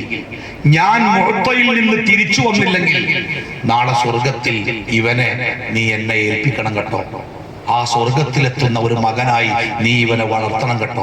ആ സ്വർഗത്തിലെത്തുന്ന ഒരു പെണ്ണായി നീ ജീവിക്കണം കേട്ടോ. മൂത്തയിൽ ഞാൻ രക്തസാക്ഷിയാക്കപ്പെട്ടാൽ നാളെ റബ്ബിന്റെ സ്വർഗത്തിൽ നമ്മൾ ഒരുമിച്ച് കൂടണം കേട്ടോ. ഇവനെ സ്വർഗത്തിൽ നീ എന്നെ തിരിച്ചേൽപ്പിക്കണം കേട്ടോ. അയാൾ തന്റെ കുതിരപ്പുറത്ത് കയറി മൂത്തയിലേക്ക് പറന്നു. ചരിത്രത്തിന്റെ അടുത്ത പേജ് പറയുന്നത് അയാൾ തിരിച്ചു വന്നില്ല എന്നാണ്. അപ്പോ സ്വർഗത്തിൽ അവർ ഒരുമിച്ച് കൂടട്ടെ. അള്ളാഹു നമ്മളെല്ലാവരെയും സ്വർഗത്തിൽ ഒരുമിച്ച് തീർക്കട്ടെ. അപ്പൊ നമ്മുടെ ജീവിതത്തിലെ ഏറ്റവും വലിയ സ്വപ്നം ഒരു 10-20 കൊല്ലം നമ്മുടെ മക്കള് നമ്മുടെ കൂടെ ഉണ്ടാവുക എന്നുള്ളതല്ല. എന്റെ മോളെ 10ാം ക്ലാസ് കഴിഞ്ഞപ്പോ എന്റെ ഭാര്യ പറഞ്ഞു, നമുക്കൊരു ഹോസ്റ്റലിലാക്കല്ലേ, പക്വതൊക്കെ ഉണ്ടായിക്കോട്ടെ. ഞാൻ പറഞ്ഞു, വേണോ? ആ ഒരു മോളല്ലേ. അപ്പൊ പറഞ്ഞു, അല്ല, നല്ലതാണ് ഹോസ്റ്റലിൽ ചേർത്താല്. ആയിക്കോട്ടെ. അവരാവശ്യപ്പെട്ട ഹോസ്റ്റൽ തന്നെ ഞാൻ തെരഞ്ഞെടുത്ത് എല്ലാ കാര്യവും ശരിയാക്കി. നാളെ ഹോസ്റ്റലിലേക്ക് പോകേണ്ട തലേ ദിവസം രാവിലെ പോകണം. ഞാൻ നേരത്തെ കടന്നു. പക്ഷേ രാത്രി എപ്പോഴോ ഒരു തേങ്ങൽ കേട്ടോണർന്നപ്പോ എന്റെ ഭാര്യ എന്റെ അടുത്ത് കിടന്ന് കരയുന്നു. അവൾ ഉറങ്ങിയിട്ടില്ല. അപ്പൊ ഞാൻ ചോദിച്ചു, എന്തേ? പറഞ്ഞു, ഓളെ നാളെ കൊണ്ടോണ്ടേ, അത് ഓർത്ത് കരഞ്ഞടാ. ഞാൻ പറഞ്ഞു, നിങ്ങളൊക്കെ തീരുമാനിച്ചല്ലേ? അങ്ങനെയല്ല, പോകാൻ തീരുമാനിച്ചു. അപ്പൊ എന്നോട് പറഞ്ഞു, അല്ലെങ്കിൽ മോള് നമ്മളെ കൂടെ തന്നെ നിൽക്കട്ടല്ലേ, അല്ലെങ്കിൽ തന്നെ പെൺകുട്ടികളാണ്, കുറച്ച് കാലല്ലേ അവരെ നമുക്ക് കിട്ടുള്ളൂ.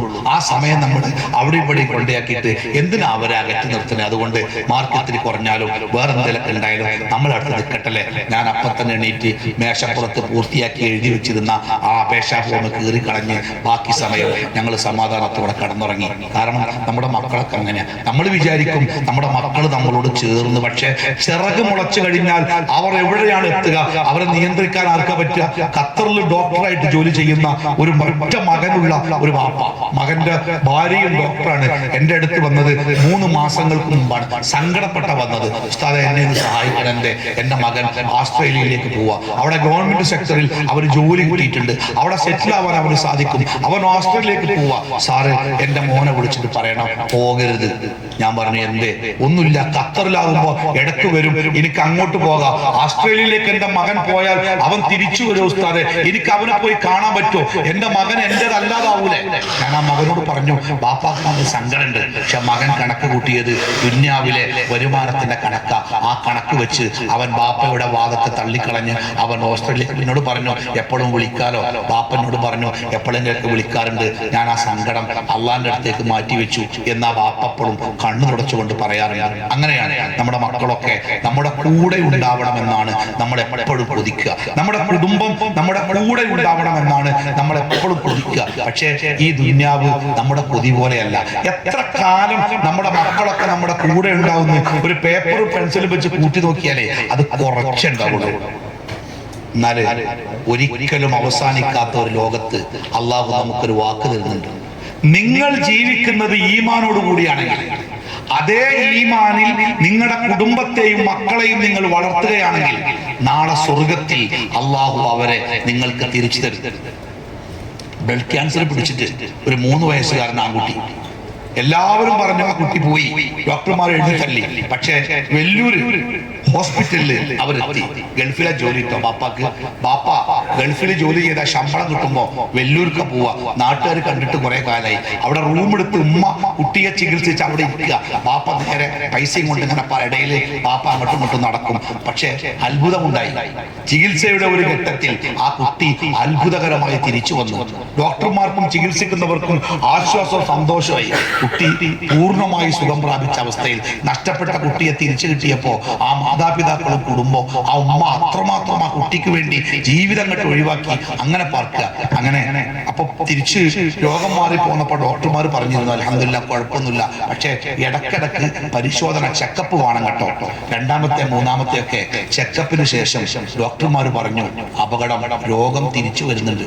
ഈ രോഗം തിരിച്ചു വരുന്നുണ്ട് എന്ന ആ വിവരം കിട്ടിയതിന്റെ 7ാമത്തെ ദിവസം മറ്റൊരു ചികിത്സക്ക് ഇടം കൊടുക്കാതെ ആ കുട്ടി മരിച്ചു.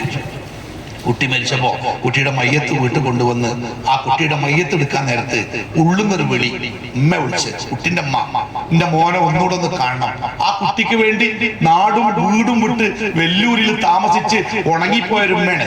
അമ്മ പറഞ്ഞു എന്റെ കുട്ടിനെ ഒന്നുകൂടി ഒന്ന് കാണണം. അപ്പൊ നാട്ടുകാർ പറഞ്ഞു ഓളങ്ങനെ പിച്ചും പേയും പറയും, കുട്ടിന്റെ മൂക്കിലൂടെയൊക്കെ എന്തൊക്കെ ബ്ലഡ് ഒക്കെ വരുന്നുണ്ട് പറഞ്ഞു, അതുകൊണ്ട് വേഗം കൊണ്ടോണം. ഓൾ അങ്ങനെയൊക്കെ പറയും. ഞാൻ പറഞ്ഞു ഓളെന്ന് പറഞ്ഞ കുട്ടിന്റെ എമ്മല്ലേ, ഇത്രത്തോളം കുട്ടിക്ക് വേണ്ടി ജീവിച്ച എമ്മൽ ഒന്ന് കണ്ടോട്ടെ, തടയണ്ട. പക്ഷെ ആൾക്കാർ ഇങ്ങനെ അങ്ങനെയാണ്. അത്ര സമയത്തൊക്കെ ചില ആൾക്കാർ ഇങ്ങോട്ട് മസിൽ പിടിക്കും. ഒരു ബാപ്പാന്റെ ഒരൊറ്റ ആൺകുട്ടി അപകടത്തിൽ മരിച്ച്, അവിടെ കുറച്ച് അപകടമായിട്ട് തന്നെ മരിച്ച്, കണ്ണുമൂറുന്നുമല്ലാതെ കാണാനല്ല. അങ്ങോട്ട് കൊണ്ടുവന്ന് മുറ്റത്തും തന്നെ അകത്ത് കയറ്റണ്ട, കൊണ്ടുപോവുക. അപ്പൊ ഞാൻ പറഞ്ഞ് ഉമ്മയും പെങ്ങളൊക്കെ അല്ലേ, ഒന്ന് കണ്ടോട്ടെ. പറ്റൂല. എന്തൊരു ഇടങ്ങേറ്. ആ ജനൽപ്പിടിയിൽ പിടിച്ച് ഞാൻ എന്റെ മോനെ ഒന്ന് കാണട്ടെ എന്ന് പറഞ്ഞ് നെഞ്ചു പൊട്ടിക്കറിയുന്ന ഉമ്മാന്റെ മുമ്പിൽ ആ മയ്യത്ത് കട്ടിലും താത്തി വെച്ച് കൊടുക്കാൻ വരെ ചില ആൾക്കാർക്ക് എന്തൊരു ദാഷ്ട്യങ്ങൾ. ചില ആൾക്കാർ എങ്ങനെ മരിച്ച വീട്ടിൽ വന്ന് കണ്ട സംഘടനയും പ്രസ്ഥാനമൊക്കെ ഉണ്ടാക്കുക. അതിന്റെ അഡ്രസ്സിൽ, അതിന്റെ പോസ്റ്ററിൽ അവിടെ അങ്ങോട്ട് കുപ്പായിട്ട് കണ്ട് ഓലുണ്ട് ആളാവണം. എന്നിട്ട് കുടുംബങ്ങളൊക്കെ പുറത്ത് അല്ലേ. അപ്പൊ അത്തരം സാഹചര്യങ്ങൾക്ക് നമ്മുടെ വീട്ടിൽ വളം വെച്ച് കൊടുക്കരുത്, ഒരിക്കലും അനുവാദം കൊടുക്കരുത്. എന്നും പ്രിയപ്പെട്ടവരെന്നെ. അപ്പൊ ഞാൻ അവരോട് പറഞ്ഞു ഈ ഉമ്മയല്ലേ വിളിക്കുന്നൊന്ന് കണ്ടോട്ടെ. അപ്പൊ എല്ലാവരും എന്നെ ചീത്ത പറഞ്ഞു. ഞാൻ പറഞ്ഞ ആയിക്കോട്ടെ, നിങ്ങൾ ആ മയ്യത്തോട് വെക്കി, ബാക്കി ഞാൻ റിസ്ക് എടുത്തോളാം. ഏതായാലും മയ്യത്തും കട്ടിൽ താഴെ വെച്ച് കട്ടിലിന്റെ മൂടി അഴിച്ച് ആ കുട്ടിന്റെ മയ്യത്തിന്റെ തലഭാഗത്തൊക്കെ ഇട്ട് ഞാൻ തന്നെ അഴിച്ചു കൊടുത്ത പോലെ പറഞ്ഞ പോലെ മുഖത്ത് വെച്ച പഞ്ഞിയില് ചോര പടർന്നിട്ടുണ്ട്. ഞാൻ ആ പഞ്ഞി കൊണ്ട് രക്തമൊക്കെ മാറ്റിയിട്ട് ഉമ്മാനെ വിളിച്ച് ഉമ്മ വരി, ഉമ്മ മയ്യത്തിലേക്ക് ഒരു നോട്ടം, പിന്നെ അതിന്റെ മുകളിലേക്ക് ഉമ്മ അങ്ങോട്ട് വീണ്. അല്ല ആൾക്കാർ അപ്പോഴും നിങ്ങളോട് ഞാൻ പറഞ്ഞല്ല അങ്ങനെയല്ല. ഞാൻ പറഞ്ഞു സാരല്ല കൂട്ടരെ, ഉമ്മല്ലേ, കുറച്ച് കിടക്കട്ടെ. ഞാൻ ആ ഉമ്മാനെ പതുക്കെ പിടിച്ചു നിവർത്തുമ്പോ ആ ഉമ്മ എന്നോട് ചോദിച്ചൊരു ചോദ്യമുണ്ട്, ഉസ്താദേ ഇനി എന്റെ കുട്ടിന്റെ ഈ മുഖം ഞാൻ എപ്പോഴെങ്കിലും കാണുവാണോ? ഒരു ചോദ്യമല്ലേ. 10 മാസം നൊന്ത് പ്രസവിച്ച ഉമ്മ ചോദിക്കുക ഈ മുഖം ഞാൻ എപ്പോഴെങ്കിലും കാണുവാണോ?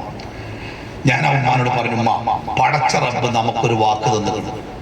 ഈ കുട്ടി ചെറിയ കുട്ടിയാ, അവൻ സ്വർഗത്തിലല്ല, ഇനി നമുക്ക് സംശയമല്ല. അള്ള പറഞ്ഞിട്ടുണ്ട്, നിങ്ങൾ ഈമാനോടുകൂടി ജീവിച്ച് മരിച്ചാൽ സ്വർഗത്തിൽ നിങ്ങളുടെ മക്കളെ അള്ള നിങ്ങൾക്ക് തിരിച്ചേൽപ്പിക്കും. എന്റെ കയ്യിൽ ഇങ്ങനെ മുറുക്കി പിടിച്ചിട്ട് ആ ഉമ്മ പറഞ്ഞു, എങ്കിലും ഉസ്താദെ മയ്യത്ത് കൊണ്ടേക്കൂടി, ഞാൻ സ്വർഗത്തിൽ എന്റെ മകനെ തിരിച്ചു വാങ്ങിക്കോളാം. ആ മകൻ അതുവരെ ഓർമ്മയുണ്ട്. അമ്മാന്റെ ജീവിതം അടിപൊളി ലൈഫായിരുന്നു, ഇഷ്ടംപോലെ പൈസ ഒക്കെ ഉണ്ട്. പക്ഷെ ഇന്ന് അമ്മ ഒരു വാശിയില, ആ മകനെ സ്വർഗത്തിൽ ഞാൻ തിരിച്ചു പിടിക്കും. അതിനു വേണ്ടി നിസ്കാരത്തിൽ പള്ളിയിലുണ്ടാവും, വസ്ത്രധാരണമൊക്കെ ഭയങ്കര മാറ്റന്തരങ്ങള്. എന്റെ മക്കളുടെ കൂടെ സ്വർഗത്തിൽ ജീവിക്കണം. എല്ലാ അമ്മമാരോടും, എന്റെ ശബ്ദം കേൾക്കുന്ന എല്ലാ അമ്മമാരോടും എന്നോട് ചില ഭർത്താക്കന്മാര് പരാതി പറഞ്ഞു, ഉസ്താദെ ഒന്ന് പറയണം കേട്ടോ, ഭാര്യമാരൊക്കെ ഇത്തിരി കൂടുതൽ ഫാഷനാണ്, അണിഞ്ഞൊരുങ്ങി അവർക്ക് ദീനിയായിട്ട് വലിയ അടുപ്പം കാണുന്നില്ല. പ്രിയപ്പെട്ട ഈ മിനായിൽ ടെന്റിലിരിക്കുന്ന എന്റെ പ്രിയപ്പെട്ട സഹോദരന്മാരോട് നമ്മുടെ മക്കളെ ചേർത്ത് പിടിച്ച് ഒരിക്കലും മരിക്കാത്ത ഒരു ലോകത്ത് നമുക്ക് ഒരുമിച്ച് ജീവിക്കാൻ ഈ കുറച്ചു കാലല്ലേ, ഒരു 1000 കൊല്ലത്തെ ആയുസ്സൊന്നും പടച്ചോൻ തന്നിട്ടില്ലല്ലോ, ഒരു 500 കൊല്ലത്തെ ആയുസ്സില്ലല്ലോ, ഒരു ചെറിയ ആയുസ്സല്ലേ. ആ ആയുസിന്റെ കാലം നമ്മൾ അള്ളാന്റെ നിയമങ്ങളെ ചേർത്ത് പിടിച്ച് ജീവിച്ചാൽ ഒരിക്കലും നഷ്ടപ്പെടാതെ നമ്മൾ ജീവനോളം സ്നേഹിക്കുന്ന നമ്മുടെ മക്കളെ ചേർത്ത് പിടിച്ചുകൊണ്ട് നാളെ സ്വർഗത്തിൽ നമുക്ക് ജീവിക്കാൻ പറ്റും. ഇതാട്ടോ രണ്ടാമതായിട്ട് എനിക്ക് പറയാനുള്ളത്. ഒന്നെന്താ ഞാൻ പറഞ്ഞ ഓർമ്മയുണ്ടോ? കുടുംബ ബന്ധങ്ങൾ ചേർത്ത് പിടിക്കണം. രണ്ടെന്താ ഞാൻ പറഞ്ഞ ഓർമ്മയുണ്ടോ? നമ്മുടെ വീടിന്റെ ഉള്ളിൽ ഈമാൻ ഉണ്ടാവണം. എങ്കിൽ ആ കുടുംബം നാളെ നമ്മോട് ചേർത്ത് പിടിച്ച് നാളെ സ്വർഗത്തിൽ നമ്മുടെ കൂടെ ഉണ്ടാവും. മൂന്നാമത്തെ കാര്യം എന്താ പറയുക നിങ്ങൾ, അത് ഇത്തിരി കൂടി മനസ്സിലാക്കേണ്ട കാര്യമാണ്. അതായത് ഈ കുടുംബം എന്ന സംവിധാനത്തെ അല്ലാഹു തആല എന്തിനാണ് മനുഷ്യന്മാർക്ക് ഉണ്ടാക്കിയ അറിയങ്ങൾ? ഒരു കുടുംബത്തിന്റെ തുടക്കമായ വിവാഹത്തെ കുറിച്ച് പറഞ്ഞെടുത്ത് എനിക്കൊരു ഇണയെ നിങ്ങൾക്കൊരു ഇണയെ അല്ലാഹു തആല നൽകുന്നു എന്ന് പറഞ്ഞെടുത്ത് എന്തിനാണ് ആ ഇണ എന്ന ചോദ്യത്തിന് അള്ളാന്റെ മറുപടി? ഒന്നാമത്തെ മറുപടി കഞ്ഞി വെച്ച് തരാന്നോ, കൂടെ കിടക്കാന്നോ, കുപ്പായം ഇസ്തിരിയിട്ട് തരാന്നോ? അതിനൊന്നുമല്ല. എന്തിനാ ജീവിത പങ്കാളി അറിയങ്ങള്? ലിതസ്കുനു ഇലൈഹാ, ലിതസ്കുനു ഇലൈഹാ, സമാധാനം കിട്ടാൻ. ജീവിതത്തിൽ സമാധാനം കിട്ടാനാ ഒരു ജീവിത പങ്കാളി. നമ്മളൊക്കെ പലപ്പോഴും പറഞ്ഞത് ഓളൊരു 4 ദിവസം വിരുന്ന് പോവുകയാണെങ്കിൽ അല്ലെങ്കിൽ മൂപ്പരൊരു 10 ദിവസം അങ്ങോട്ട് പോവുകയാണെങ്കിൽ ഒരു സമാധാനം കിട്ടുമായിരുന്നു എന്ന് പറയുന്ന ഒരു കുടുംബമാണ് നമ്മുടെ കുടുംബമെങ്കിൽ ആ കുടുംബത്തിന് എവിടെയും പാടിച്ചുണ്ട്. എങ്ങനെ ഭാര്യ ഒരു 2 മാസം നാട്ടിൽ പോയിക്കണ്, ഇപ്പൊ ഒരു അടിച്ചുപൊളി ഒരു സമാധാനം തോന്നുന്നുണ്ട് എന്നൊരാൾക്ക് തോന്നുകയാണെങ്കിൽ ആ കുടുംബത്തിനൊരു തകരാറുണ്ട്. ഭർത്താവ് ഗൾഫ് പോവുകയാണ്, ഇവ പെരയിൽ ഒരു സമാധാനം ഉണ്ടാകും എന്ന് ഭാര്യയ്ക്ക് തോന്നുകയാണെങ്കിൽ ആ കുടുംബത്തിന് തകരാറുണ്ട്. ബാപ്പ വരുപ്പം, ബാപ്പ വന്നാ പിന്നെ ഒരു സമാധാനം ഉണ്ടാവില്ല എന്ന് വീട്ടിലെ മക്കള് പറയുന്നുണ്ടെങ്കിൽ ആ കുടുംബത്തിനൊരു തകരാറുണ്ട്. സത്യത്തില് കുടുംബത്തെ നിശ്ചയിച്ചപ്പോ അള്ള പറഞ്ഞേ ബാപ്പിയും ഈ മക്കളൊക്കെ കൂടുമ്പോ അവിടെ സമാധാനം ഉണ്ടാവുന്ന. ഈ വീട് എന്ന വാക്കിന് അറബിയിൽ പറയുന്ന പദം തരങ്ങള് ഒന്ന് ബൈത്തുന്നാണ്. ബൈത്തുനല്ലേ, ബൈത്തുൻ വീട്, നമ്മൾ പണ്ട് പഠിച്ചല്ലേ. മറ്റൊന്ന് ദാറുൻ എന്നാണ്, അതൊക്കെ വീട് തന്നെയാണ്. അങ്ങനെ പല പല പേരുണ്ട്. പക്ഷേ ഒരു കുടുംബം താമസിക്കുന്ന വീടിന് എന്താണ് ഇസ്ലാം കൊടുത്ത പേര് പറയുന്നത്? മസ്കൻ എന്നാണ്. മസ്കൻ. എന്താ മസ്കൻ എന്ന വാക്കിന്റെ അർത്ഥം നിങ്ങൾക്ക്? സക്കീനത്ത്, ശാന്തതയാണ്. മസ്കൻ എന്ന് പറഞ്ഞാല് ശാന്തിയുടെ കേന്ദ്രം. ശാന്തിയുടെ കേന്ദ്രമാണ് ഒരു വീട്. ടെൻഷൻ, പ്രയാസം, സംഘർഷങ്ങള്, ആത്മസംഘർഷങ്ങള്, ശാരീരികമായ പ്രയാസങ്ങള്, സാമൂഹികമായ പ്രയാസങ്ങള്, രാഷ്ട്രീയമായ പ്രയാസങ്ങള്, ഒരു മനുഷ്യൻ അനുഭവിക്കുന്ന പലജാതി പ്രയാസങ്ങൾ, ആ പ്രയാസങ്ങളിൽ നിന്ന് അവന് മോചനം കിട്ടുന്ന അവന്റെ ജീവിതത്തിന്റെ മനോഹരമായ കേന്ദ്രമാണ് അവന്റെ വീട്. അതാണ് ഇസ്ലാം പഠിപ്പിച്ച, അള്ളാഹു നിശ്ചയിച്ച ഒരു കുടുംബത്തിന്റെ വീട്. ആ വീടുമായിട്ട് ഒരു മനുഷ്യന് എപ്പോഴും ബന്ധം ഉണ്ടാവണം. അങ്ങനല്ലേ? ളുഹറിന്റെ ബാങ്ക് കേട്ടാലേ, ളുഹറിന്റെ ബാങ്ക് കേട്ടാലേ ആ ളുഹറിന്റെ മുമ്പുള്ള സുന്നത്ത് നിസ്കാരം എവിടെ നിസ്കരിക്കേണ്ടത്? നിങ്ങള് എവിടെ നിസ്കരിക്കണ്ടേ? പള്ളിക്ക് പോയിട്ടല്ല, വീട്ടിൽ നിന്ന് നിസ്കരിക്കണ്ടേ. വീട്ടിൽ നിന്ന് നിസ്കരിക്കണ്ടേ. എന്നിട്ട് ഫർള് നിസ്കരിക്കാനോ പള്ളി പോകണം. ആ ഫർള് നിസ്കാരം നിസ്കരിച്ചു കഴിഞ്ഞാൽ ആ ളുഹറിന് ശേഷമുള്ള സുന്നത്തുണ്ടല്ലോ, ആ സുന്നത്ത് നിസ്കരിക്കേണ്ടത് എവിടുന്നാ? നിങ്ങള് വീട്ടിൽ നിന്ന് നിസ്കരിക്കണ്ടേ. എന്താ പറഞ്ഞു? ളുഹറിന്റെ മുമ്പോ വീട്ടിലുണ്ടാവണം സുന്നത്ത് നിസ്കരിക്കാൻ. ആ സുന്നത്ത് നിസ്കാരം കഴിഞ്ഞ് ഫർള് നിസ്കരിക്കാൻ പള്ളിക്കെത്തണം. നിസ്കാരം കഴിഞ്ഞ സുന്നത്തുണ്ടല്ലോ അത് വീട്ടിൽ. നമ്മുടെ ചില ആൾക്കാർ പറയും ഞങ്ങളെ പള്ളിക്കൊരു ഇമാമുണ്ട് സൗദിയിലോ അല്ലെങ്കിൽ UAE-ലൊക്കെ, അയാൾക്ക് അത്ര ഈമാനൊന്നുമില്ല, ഒറ്റ വക്ത സുന്നത്ത് നിസ്കരിച്ചില്ല. വരിക, നേരെ ഇറങ്ങുക, ഇമാം വെക്കുക, സലാം കൂടുക, നേരെ പോവുക. നമ്മളെ അറിവില്ലായ്മയൊന്നുമില്ലേ? പലപ്പോഴും നമുക്കറിയില്ല. സുന്നത്തുകൾ വീട്ടിൽ വെച്ച് നിസ്കരിക്കപ്പെടും. അത്ര നമ്മളൊക്കെ നാട്ടിൽ പോയ ചില ആൾക്കാർ, ഗൾഫാരൊക്കെ നാട്ടുകാർ പോയാൽ വീട്ടിൽ പോയിട്ട് ഓനെവിടെ ആൾക്കാർ രാവിലെ ബൈക്കും ചാട്ടാക്കിയാണ് പോകും, തുണക്കാറപ്പ, പിന്നെ 10 വരിക, ശരിക്കൊന്ന് കാണാനും കൂടി കിട്ടിയിട്ടില്ല നമ്മാര് സങ്കടം പറയാം. എന്തേ കാരണം?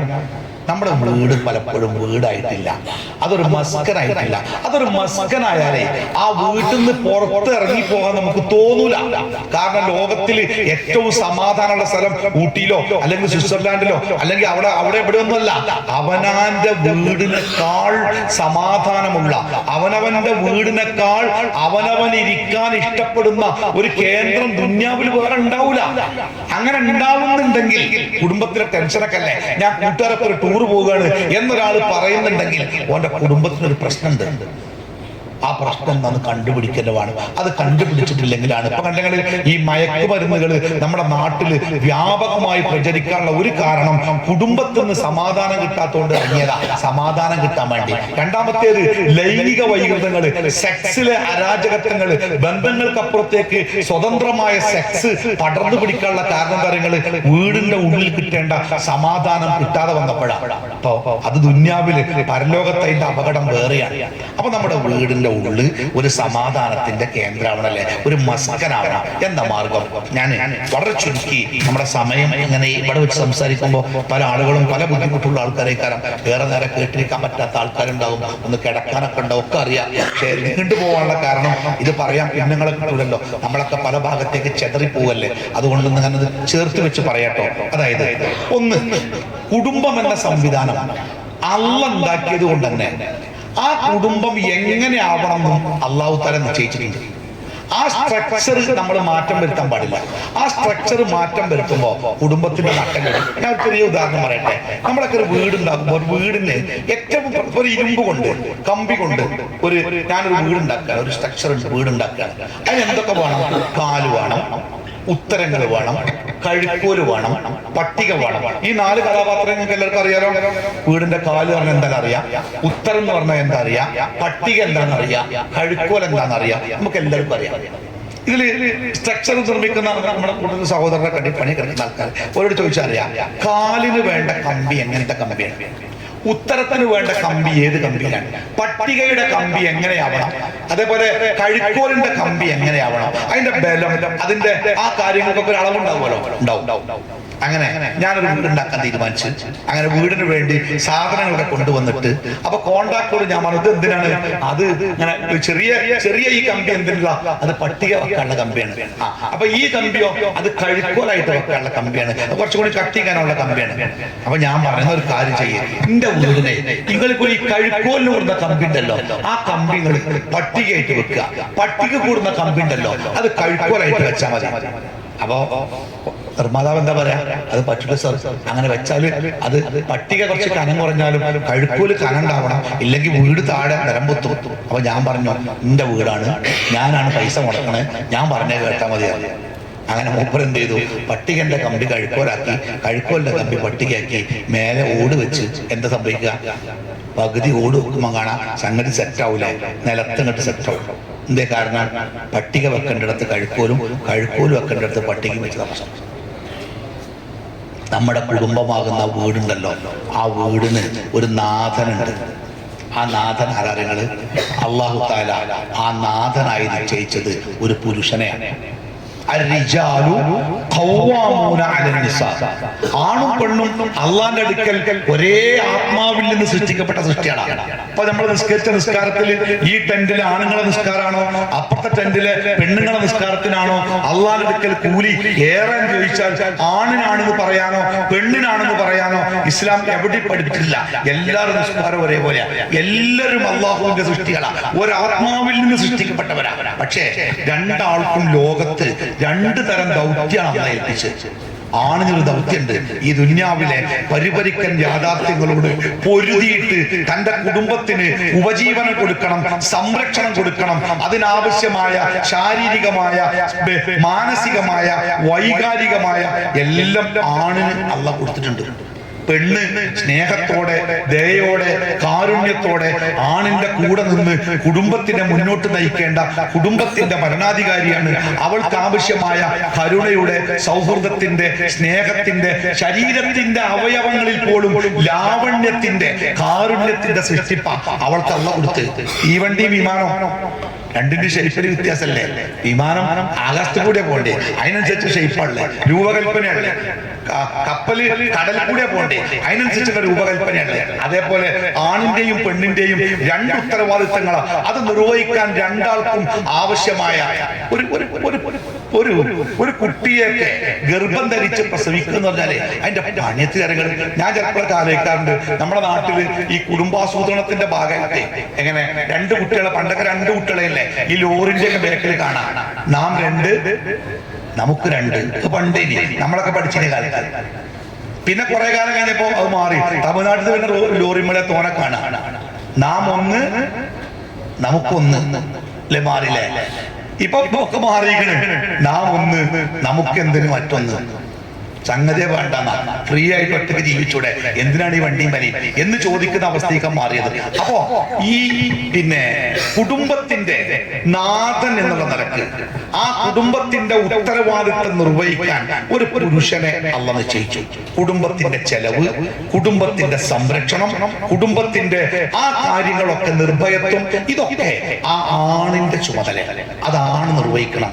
പെണ്ണ് ജോലിയെടുത്ത് പെണ്ണ് ശമ്പളം വാങ്ങി കുടുംബം പോറ്റാൻ ഇസ്ലാം എവിടെയും കൽപ്പിച്ചില്ല എന്ന് മാത്രമല്ല, ഒരു പെണ്ണിന്റെ സ്വത്ത് അവളുടെ വരുമാനം, അവള് ജോലി ചെയ്യുന്നുണ്ടെങ്കിൽ എന്റെ വരുമാനം അത് അവളെ സ്വത്താ. അതിൽ എനിക്ക് അവള് ജീവിച്ചിരിക്കുന്ന കാലത്ത് എനിക്കതിനൊരു അധികാരമില്ല. അവള് മരണപ്പെട്ടാല് അള്ളാഹു നിശ്ചയിച്ച പോലെ അനന്തരാവകാശത്തിന്റെ ഒരു എനിക്ക് കിട്ടും.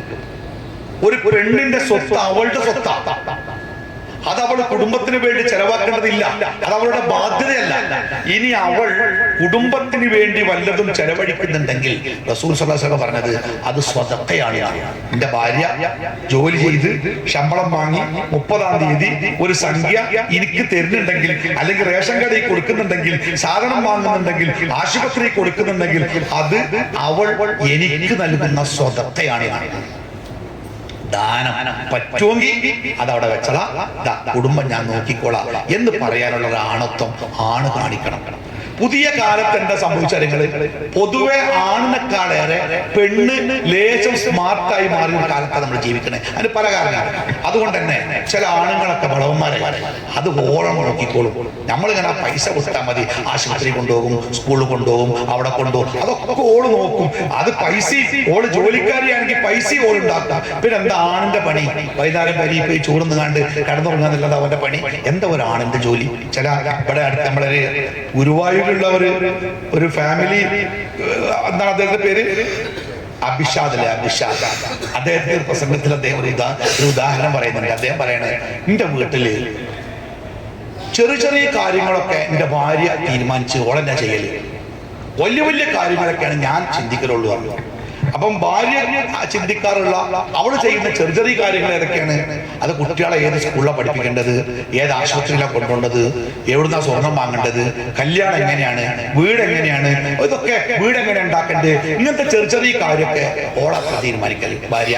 അത് ഓള് തീരുമാനിക്കുക, ഓള് ചെയ്യുക, ഓള് പൈസ ഉണ്ടാക്കുക. അപ്പൊ നിങ്ങളെന്താ തീരുമാനിക്കല്? ഞാൻ വലിയ വലിയ കാര്യം അതെന്താണ്? അത് അമേരിക്കൻ പ്രസിഡന്റ് ആരാവേണ്ടത്, ഫലസ്തീനിൽ ഇസ്രായേൽ എപ്പോഴാണ് വെടി നിർത്തേണ്ടത്, നമ്മുടെ ഇന്ത്യയിലെ തെരഞ്ഞെടുപ്പ് പേപ്പറിലാക്കണോ അല്ല AVM-ലാക്കണോ, അങ്ങനത്തെ കാര്യങ്ങളൊക്കെ ഞാൻ ആലോചിക്കല്. ചെറിയ ചെറിയ കാര്യമൊക്കെ ഓൾ ആലോചിക്കല്. ഇവിടെ ഉണ്ടായൊരു അപകടം എന്താ? ഞങ്ങള് ഖത്തീബുമാരൊരു വാട്സാപ്പ് ഗ്രൂപ്പ് ഉണ്ട്. അതിലിങ്ങനെ റഹ്മാൻ ഞങ്ങളൊക്കെ ഉണ്ടായില്ല, സാഹിബൊക്കെ ഉണ്ടാവും. ആ ഷോലാർ ഇങ്ങനെ മിണ്ടാതിരിക്കില്ല ഗ്രൂപ്പിൽ. ഞാനൊന്നും മിണ്ടല്ല. കാരണം ലോകത്തിലെ ഏറ്റവും അപകടകാരികളെ ഖത്തീബുമാരെ കാര്യം. അപ്പോൾ അങ്ങനെ ഉണ്ടാകും. അപ്പോൾ അതിലൊരു ചർച്ച വന്നു. ഈ കുടുംബങ്ങളുടെ പ്രശ്നങ്ങൾ ഒരുപാടുണ്ടല്ലോ. പല കുടുംബങ്ങളിലും പല വേണ്ടപ്പെട്ട ആൾക്കാരും വിവരമുള്ളവരും അധികാരികളും ഒക്കെ പലരും കുടുംബത്തെ പേടിക്കുന്നുണ്ട്. ഞാൻ ഉദാഹരണം പറയട്ടെ. പള്ളിയിലെ വാതിലടച്ചു കണ്ട് പോകാൻ നേരത്തെ പള്ളി പ്രസിഡന്റൊക്കെ കാരണവരുണ്ട്. മൂപ്പര് തിണ്ടുമ്പോൾ അങ്ങനെ ഇരിക്കുക. അപ്പൊ പള്ളിക്കൽ ലൈറ്റ് ഓഫ് ആക്കി പോകേണ്ട ജോലിക്കാരൻ ചോദിച്ചു, അല്ലാതെ പോണില്ലേ? അപ്പൊ ഞാൻ പോണേ. പിന്നെ ഇയാൾ എല്ലാ വാതിലും അടിച്ചു വന്നപ്പോഴും അജര് ഇവിടെ തന്നെ, അല്ല അജരെ പോണില്ല, വീട് അടുത്ത് തന്നെയാണ്. അജര് പറഞ്ഞാൽ പോണം ഇരിക്കുക. ഇയാൾ അവസാനം മൂത്രപ്പറന്റെ വാതിലും അടച്ചുകൊണ്ട് ഒന്ന് പൂട്ടിയിട്ട് വേണ്ട പോകാൻ. അജര് പോണ്ടേ, പിടിച്ചു പുറത്താക്കാനും പറ്റില്ല, പ്രസിഡന്റ് അല്ലേ, ശമ്പളം തന്നെ 30 മുപ്പതാണല്ലോ. അതുകൊണ്ട് പറഞ്ഞ അല്ല അജര് പോണ്ട നിങ്ങൾക്ക്. അല്ല ആചാര്യം ഇങ്ങനെ പറയല്ലേ. ഞാൻ ഇങ്ങനെ ആലോചിക്കുക, എങ്ങോട്ടേലും പോയാലോ, എങ്ങോട്ടേലും പോയാലോ. അപ്പം ഇയാൾക്ക് മനസ്സിലായത് എന്തൊരു അപകടം ഉണ്ടല്ലോ. അതെന്താചാര്യാണ് അങ്ങനെ പറഞ്ഞേ? ഒന്നുമല്ല, എന്റെ പെരക്കാർക്ക് എന്നെ വേണ്ടാതായിക്കണെന്ന് തോന്നുന്നു. ഇപ്പൊ എന്റെ പെരയിലെ ചെറിയ കാര്യമാണ് ആ കേൾക്കണേ. ഞാൻ മുറ്റത്ത് കത്തിനോടുകൂടി, ഇന്ന മുറ്റത്ത് കാണുന്നോടുകൂടി അതവിടെ നിൽക്കും.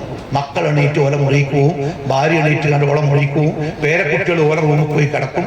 ഞാൻ അവിടെ ചെല്ലുമ്പോ ആരുമില്ല, ഞാൻ ഒറ്റക്ക്. ഞാൻ നമ്മൾ ചരിത്രത്തില് ചില പരസ്യവാചകല്ലേ, ചിലർ വരുമ്പോൾ ചരിത്രം ഞാൻ ചെല്ലുമ്പോ എന്റെ വീട്ടിലെ സന്തോഷവും സമാധാനമൊക്കെ അവിടെ ഇല്ലാതാവുക. എനിക്ക് തോന്നുന്നുണ്ട് ഞാൻ എന്റെ വീടിന് ഒരു അധികപ്പറ്റാണ്, അതുകൊണ്ട് എങ്ങട്ടേലും അങ്ങോട്ട് പോയാലോ. ഇത് ഞാനിങ്ങനെ പറയുമ്പോ ഈ കൂട്ടത്തിലെ പല ആൾക്കാരും പറയും അങ്ങനെ ചിലപ്പോ എനിക്കും തോന്നിയിട്ടുണ്ട്, അല്ലേ, നമുക്കും തോന്നിയിട്ടുണ്ട്. അതായത് എന്തുകൊണ്ട് ഒരു പുരുഷൻ ഒരു വീടിന് അധികപ്പറ്റായി മാറുന്നു എന്ന തോന്നലുണ്ടാകുന്നു എന്ന ചോദ്യത്തിന്റെ ഉത്തരാട്ടോ ആദ്യം പറയണേ. അതിന്റെ പ്രധാനപ്പെട്ട കാരണം. അപ്പൊ ഈ ചർച്ച മഹല്ല് ഗ്രൂപ്പിൽ ഖത്തീബ് ഗ്രൂപ്പിൽ വരിക ഈ വിഷയം എങ്ങനെ തുടങ്ങണം. അപ്പൊ ഒരു ഖത്തീബ് പറഞ്ഞു, തുടക്കത്തിലെ ഒന്നാമത്തെ വിഷയം പീഡിപ്പിക്കപ്പെടുന്ന പുരുഷന്മാർ എന്നായാലോചിച്ചു. അപ്പൊ ആരപ്പ പുരുഷനെ പീഡിപ്പിക്കല്? അങ്ങനെ പുരുഷനെ തല്ലാനും കൊല്ലാനൊക്കെ ധൈര്യമുള്ള കുറച്ച് വീടൊക്കെ ഉണ്ട്, എന്നാലും തോന വീടൊന്നുമില്ലല്ലോ, അതൊരു വിഷയമാക്കണം. അപ്പോ കിട്ടിയ മറുപടി എന്താ? ഒട്ടുമിക്ക പുരുഷന്മാരും പീഡിപ്പിക്കപ്പെടുന്നുണ്ട്. എന്താണ് പീഡന തരങ്ങൾ? അടിയിടിയൊന്നല്ല. ഒരു പുരുഷനെ സംബന്ധിച്ച് ഏറ്റവും വലിയ പീഡന തരങ്ങൾ അവൻ അവഗണിക്കപ്പെടുക എന്നതാണ്. വീട്ടില് അവനൊരു പ്രത്യേകം വെച്ച സ്ഥാനമല്ല. എന്താ അവിടെയൊക്കെ കുട്ടികളൊക്കെ അങ്ങനെ കൂടിക്കുന്ന ആൾക്കാരൊക്കെ വരുന്നുണ്ടല്ലോ, അത് നമ്മളെ മക്കളെന്തോ പരിപാടി നടത്താണ്. എന്ത് പരിപാടി? എന്തോ കുട്ടിന്റെ എന്തോ ബർത്ത്ഡേ എന്തോ ഉണ്ടോലോ, ബർത്ത്ഡേ നമ്മളെ വരില്ലോ, നിങ്ങൾ മുണ്ടണ്ട, അത് കുട്ടികളെ നടത്തിക്കോട്ടെ. മൂപ്പര് സൈലന്റ് ആയി, മൂപ്പര് പതുക്കെ അപ്പുറത്തെ വാതിൽ തുറന്ന് അങ്ങനെ പോവുക. അല്ലേ? പലപ്പോഴും ഈ കല്യാണം, ഞാൻ നിക്കാഹിൽ ഒരുപാട് പങ്കെടുക്കുന്ന ഒരു വ്യക്തിയാണ്. അങ്ങനെ ഇടക്കിടക്ക് നിക്കാഹത്ത് കൊണ്ടാവുക. അപ്പൊ പണ്ടൊക്കെ നിക്കാഹിന് പോകുമ്പോ ഏറ്റവും സന്തോഷം തോന്നുന്ന ഈ പെൺകുട്ടിന്റെ ആൺകുട്ടിന്റെ ഒക്കെ മാതാപിതാക്കളുടെ മുഖത്ത എന്തൊരു സന്തോഷിക്കാൻ കാര്യങ്ങള്.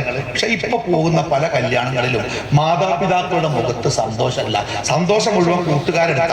ആ കൂട്ടുകാരുടെ സന്തോഷമാണ് കൂത്തിരിയും വെടിക്കെട്ടും JCB ഒട്ടൊക്കെ ആയിട്ട് അതിന്റെ പിന്നാലെ ഇങ്ങനെ അങ്ങോട്ടും ഇങ്ങോട്ട് നടക്കണേ. ബാപ്പാരും മൗനം.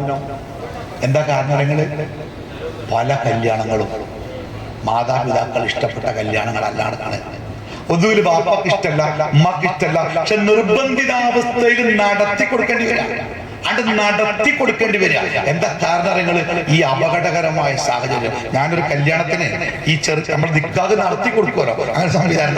ഈ ചെറുക്കന്റെ കയ്യും ഈ ബാപ്പാന്റെ കയ്യും ഇങ്ങനെ പിടിച്ചു. ഈ ബാപ്പ എന്തായാലും കയ്യും തരൂല.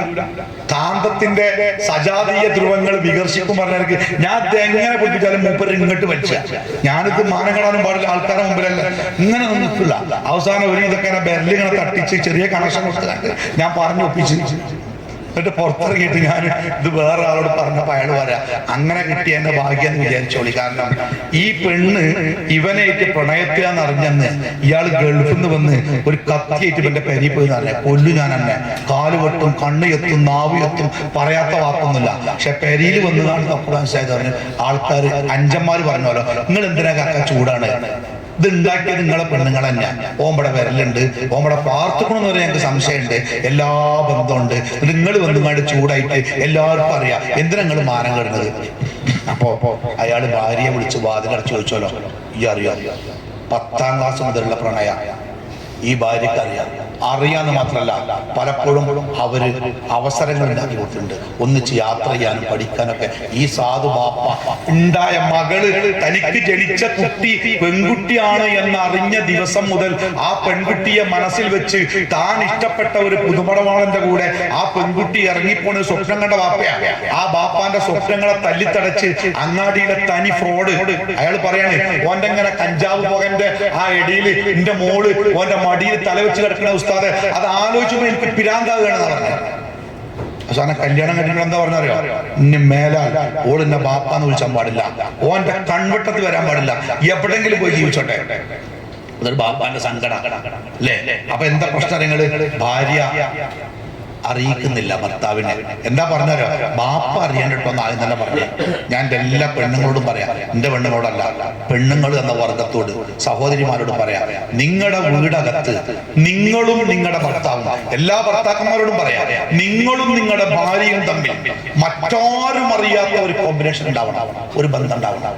റസൂൽ പറഞ്ഞില്ലേ, ഭാര്യ ഭർത്താക്കന്മാർ തമ്മിലുള്ള പിണക്കം ബെഡ്റൂമിൽ മാത്രമേ അറിയാൻ പാടുള്ളൂ. ഞാൻ എൻ്റെ ഭാര്യയോട് എന്തെങ്കിലും തെറ്റുണ്ടാവാം, രണ്ട് മനുഷ്യന്മാരാകുമ്പോ രണ്ട് അഭിപ്രായം ഉണ്ടാകുമ്പോ ചിലപ്പോൾ അങ്ങോട്ടും ഇങ്ങോട്ടും പ്രശ്നങ്ങൾ ഉണ്ടാവാം, അത് എന്റെ ബെഡ്റൂമിൽ മാത്രം ഒതുങ്ങണം. ബെഡ്റൂമിന്റെ പുറത്ത് എന്റെ കുട്ടിക്ക് പോലും തോന്നാൻ പാടില്ല അമ്മിപ്പി തെറ്റിക്കണ് ഒരു മുന്നില്ല.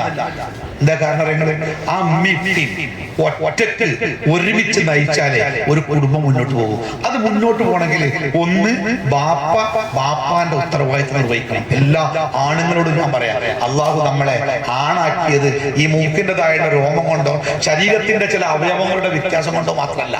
അള്ളാഹു ഖുർആനിൽ പറയുന്നുണ്ട്, അള്ളാഹു ആണിന് പെണ്ണിനേക്കാൾ ഒരു പദവി കൊടുക്കാൻ കാരണം എന്താ അറിയോ, ആ പെണ്ണിനെ സംരക്ഷിക്കേണ്ടവൻ ആണായതുകൊണ്ടാണ്. നമ്മുടെ വീട്ടിൽ നടക്കുന്ന ഏതൊരു കാര്യം നമ്മൾ അറിയണം. ഇത്തിരി നിർബന്ധ ബുദ്ധിയുടെ വേണം, അറിയണം. അവിടെ അങ്ങനെ കീഴ്പ്പെട്ടു പോകരുത്. അങ്ങനെ ആയിക്കോട്ടെ, ഇനി ഉണ്ടാകരുതോ. അല്ല, നമ്മൾ അറിയണം. നമ്മൾ അറിയാതെ നമ്മുടെ വീട്ടിൽ ചില കാര്യങ്ങൾ നടക്കുമ്പോ നിങ്ങൾ അറിഞ്ഞോളണം, ആ വീട്ടിൽ നിന്ന് നമ്മൾ പുറത്താകുന്നുണ്ട്. അതുകൊണ്ട് ആണുങ്ങൾ ആണാവുക, ആ വീടിന്റെ ചെലവ് അവന്റേതാവാം. ആ വീട്ടിൽ നടക്കുന്ന കാര്യങ്ങൾ അവന്റെ അറിവോട് കൂടിയാവുക, സമ്മതത്തോടു കൂടിയാവുക, ഉൾപ്പെടുത്തിയുള്ള തീരുമാനത്തോടു കൂടിയാവാം. അല്ലാത്ത കാര്യങ്ങൾ നമ്മുടെ വീട്ടിൽ നടക്കുന്നുണ്ട് എന്നറിഞ്ഞാൽ അത് അപകടത്തിന്റെ ഒരു മണമാണ്. അത് തിരിച്ചറിയണം. ആണുങ്ങൾ അത് കൃത്യമായി മനസ്സിലാക്കി ശ്രദ്ധയോടെ കേട്ടോ. ഒന്നതാ. പിന്നെ രണ്ടാമത്തെ ഞാൻ സംസാരിക്കുന്നത് സ്ത്രീകളോടാണ്, എന്റെ പ്രിയപ്പെട്ട സഹോദരിമാരോടാണ്. അല്ലാഹു സുബ്ഹാനഹു വ തആല ഒരു സ്ത്രീയെ ഏൽപ്പിച്ച ഉത്തരവാദിത്തം ചെറുതായ ഉത്തരവാദിത്തമല്ല. അൽ മർഅതു റാഇയത്തുൻ ഫീ ബൈതി സൗജിഹാ. ഭർത്താവിന്റെ വീടിന്റെ റാഇയാണ് ആര്? പെണ്ണ്. ഈ റായിയൽ എന്താ അറിയാത്ത? റായിയൽ വനം എന്ന് പറഞ്ഞാല് ആടിനെ നയിക്കുന്ന ആളാണ്. ഈ മരുഭൂമി കൂടെ വലിയ ആട്ടിൻകൂട്ടത്തെയും തെളിച്ചു പോകുന്ന ഒരാളുണ്ടാവും, ഒരു ഇടയൻ. അയാൾക്ക് എന്തൊക്കെ ജോലി ഉള്ളത്? ആടിനെ കൊണ്ടുപോകണം, തീറ്റ കൊടുക്കണം, തീറ്റ ഉള്ളിടത്ത് എത്തിക്കണം, വെള്ളം കുടിക്കണം. ഈ ആടുകൾ ദുർബലരാണ്, പെട്ടെന്ന് വള്ളിയിലും കയറിലൊക്കെ ചുറ്റിക്കുടുങ്ങി അപകടത്തിലാവരുത്. ചെന്നായ്ക്കൾ പിടിക്കരുത്, അതേപോലെ കുറുക്കന്മാര് പിടിക്കരുത്. ചിലപ്പോ പ്രസവിക്കുന്ന ആടുണ്ടാവും, കുട്ടിനെയും തള്ളനെയും വേർപ്പെടുത്തണം, സുരക്ഷിതമായി അവയെ കൂട്ടിലെത്തിക്കണം. ഇതാണ് ഒരു സ്ത്രീയുടെ ഉത്തരവാദിത്തം. തന്നെ ഏൽപ്പിച്ച തന്റെ കുടുംബത്തെ, തന്റെ ഭർത്താവിന്റെ സുരക്ഷിതത്വത്തിന്റെ കീഴിൽ ആ കുടുംബത്തെ ആരും വേട്ടയാടാതെ, ആർക്കും വിട്ടുകൊടുക്കാതെ, ആരും കൊള്ളയടിക്കാതെ ആ കുടുംബത്തെ അങ്ങനെ ഭദ്രമായി കൊണ്ടുപോകണം. അതൊരു ഉമ്മയുടെ ഉത്തരവാദിത്തം. ആ ഉത്തരവാദിത്തം നിർവഹിക്കാൻ ഒരു സ്ത്രീ ചെയ്യേണ്ട ഒന്നാമത്തെ ചുമതലകൾ അവളുടെ ഭർത്താവിനെ, ഗ്രഹനാഥനെ ആ വീടിന്റെ രാജാവാക്കണം. നമ്മുടെ ഫസ്റ്റ് ദിവസം പറഞ്ഞ വാക്കില്ല, പറഞ്ഞു ആ വാക്ക് ചൊല്ല ഇഷ്ടമായി. കാരണം നിങ്ങൾ ആണിനെ വീടിന്റെ രാജാവാക്കണം. അതെ, ഒരാണ് വീടിന്റെ രാജാവാകണം. സ്ത്രീകൾ ദേഷ്യപ്പെടരുത്, ബാക്കി കാര്യം ഞാൻ പറഞ്ഞുതരാം. നബി സല്ലല്ലാഹു അലൈഹി വസല്ലമ പറഞ്ഞു, ഈ ലോകത്ത് ഒരു മനുഷ്യന്റെ മുമ്പിൽ മറ്റൊരു മനുഷ്യൻ സുജൂദ് ചെയ്യാൻ പാടില്ല. സുജൂദ് ഇബാദത്താ, ശിർക്കോ. ഖബറിന്റെ മുമ്പിലോ മരത്തിന്റെ മുമ്പിലോ എവിടെ ഒരു മനുഷ്യൻ അള്ളാന്റെ മുമ്പിലല്ലാതെ സുജൂദ് ചെയ്യാൻ പാടില്ല. റസൂൽ പറയണേ, ഒരു മനുഷ്യന് മറ്റൊരു മനുഷ്യന്റെ മുമ്പിൽ സുജൂദ് ചെയ്യാൻ, അതിന് അനുവാദം കൊടുക്കാൻ എനിക്ക് അനുവാദം ഉണ്ടായിരുന്നു എങ്കിൽ ഞാൻ പറയുമായിരുന്നു, സ്ത്രീകളെ നിങ്ങൾ നിങ്ങളുടെ ഭർത്താക്കന്മാരുടെ മുമ്പിൽ സുജൂദ് ചെയ്യണം.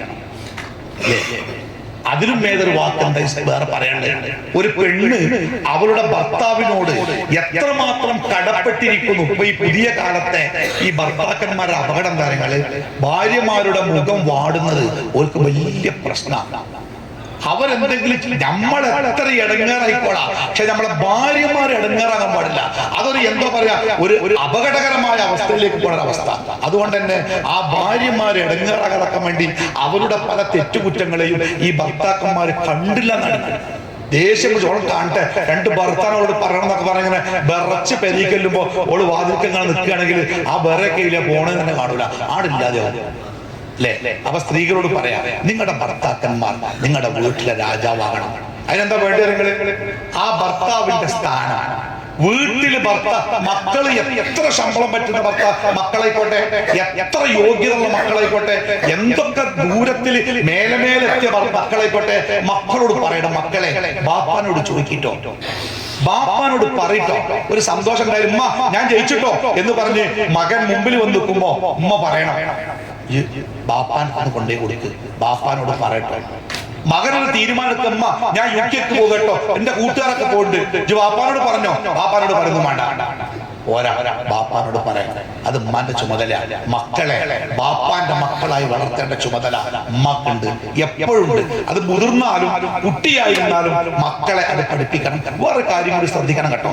ഈ ബാപ്പമാര് വീട്ടിൽ നിന്ന് പുറത്തു പോകുമ്പോ ഉമ്മ എടി ഞാൻ പോവാട്ടോ എന്ന് പറയുമ്പോ ആ പോയിക്കോളി മനസ്സിലാ ഞാൻ അവിടെ തിരക്കിലാണ് പറയുന്നത്. ആ അമ്മ വരണം മരപ്പടിയിൽ. നമ്മൾ ആണുങ്ങൾക്ക് അറിയാലോ, വീട്ടിൽ നിന്ന് ഇറങ്ങുമ്പോ എന്നാ ഞാൻ പോട്ടെ എന്ന് പറഞ്ഞ് തിരിഞ്ഞു നോക്കുമ്പോ വീടിന്റെ ഉമ്മറപ്പടിയിൽ നമ്മുടെ ഭാര്യ ഇല്ലെങ്കിൽ നമുക്കുണ്ടാകുന്ന ഒരു പ്രയാസത്തിലല്ലേ. നമ്മൾ വീട്ടിലേക്ക് തിരിച്ചു ചെല്ലുമ്പോ നമ്മളെ വീടിന്റെ മുറ്റത്ത് ഒരു 50 ആൾക്കാരുടെ ചെരുപ്പുണ്ടെങ്കിലും എടീന്ന് വിളിക്കുമ്പോ എന്തോന്ന് വിളി കേൾക്കാൻ നമ്മുടെ ഭാര്യ വീട്ടിലില്ലെങ്കിൽ നമ്മൾ ഉണ്ടാക്കുന്ന പ്രയാസത്തിലല്ലേ. അതുകൊണ്ട് ഭാര്യമാരെ ശ്രദ്ധിക്കണം. നിങ്ങളുടെ ഭർത്താക്കന്മാർ വീട്ടിൽ നിന്ന് പുറത്തു പോകുമ്പോ നിങ്ങൾ എന്ത് തിരക്കിലാണെങ്കിലും പാലിങ്ങനെ തളക്കാൻ നിൽക്കുകയാണെങ്കിൽ ആണ്ട് ഓഫാക്കി കഴിഞ്ഞു വീടിന്റെ വരാന്തയിൽ വരിക. ഞങ്ങൾ പോകല്ലേ, നിങ്ങളൊക്കെ എടുത്തിട്ടില്ലേ, കുഴയൊക്കെ എടുത്തിട്ടില്ലേ, ഭക്ഷണം കഴിച്ചോണ്ടിട്ടോ. സ്നേഹത്തിന്റെ അസ്സലാമു അലൈക്കും. ഭാര്യ മാത്രം പോരാ, മക്കളെ വിളിക്കണം. എടീ എവിടെയാ? ഞാൻ ഇവിടെ എഴുതാണ്. എന്നാ ഒന്നുകൊണ്ട് വന്നാ. മോനെ എവിടെയാ? ഞാൻ കമ്പ്യൂട്ടറിലാണ്. അത് ഒന്ന് വെച്ചോണ്ട് വന്നാ. ഓക്കെ, ബാപ്പ പോവാണല്ലോ. വിളിക്കണം. ബാപ്പ കേൾക്കെ എന്റെ കുടുംബം എനിക്ക് വേണ്ടി ജീവിക്കുന്ന കുടുംബാണെന്ന് ആ ബാപ്പാന്റെ മനസ്സിലുണ്ടായാലേ ആ പോക്കില് ബാപ്പ തെറ്റൂല, വഴി തെറ്റൂല. അതല്ല ഓള് വേറെ നിങ്ങൾ വേറെ മനസ്സിലാ, നിങ്ങൾ പോയിക്കോളി, ഇവിടെ വേറെ പണി പറഞ്ഞാലേ തൊട്ടപ്പുറത്ത് ഒരുത്തി ഇങ്ങനെ ചിരിച്ചാല് ഇവന് തോന്നും ഒന്നുകൂടി നല്ല ഓളാണ്, ഒരു ചെറിയൊരു കേട്ടുണ്ടല്ലോ. അപ്പോഴാണ് ഈ വഴി മാറിപ്പോയല്ലേ അല്ലേ. പിന്നെ കുറ്റമായിട്ട് കാര്യമില്ല. അപ്പൊ ശ്രദ്ധിക്കേണ്ട കാര്യം, ഭാര്യ ആ വീടിന്റെ ഭരണാധികാരിയായ ഭാര്യ, ആ വീട്ടിലെ നമ്മളൊക്കെ ഇന്ത്യൻ പ്രധാനമന്ത്രി നരേന്ദ്രമോദി US സന്ദർശിക്കാൻ പോകുമ്പോൾ ഉദ്യോഗസ്ഥന്മാരും നേതാക്കന്മാരൊക്കെ എയർപോർട്ടിൽ അദ്ദേഹത്തെ യാത്രയാക്കണം. അദ്ദേഹത്തിന് വഴിയറിയിട്ടല്ല, വിമാനത്തുകാരി അവിടെ കൊണ്ട് ഇറക്കും. പിന്നെ എന്തിനാണ് യാത്രയാക്കണേ? അതൊരു സ്നേഹത്തിന്റെ പ്രതീക.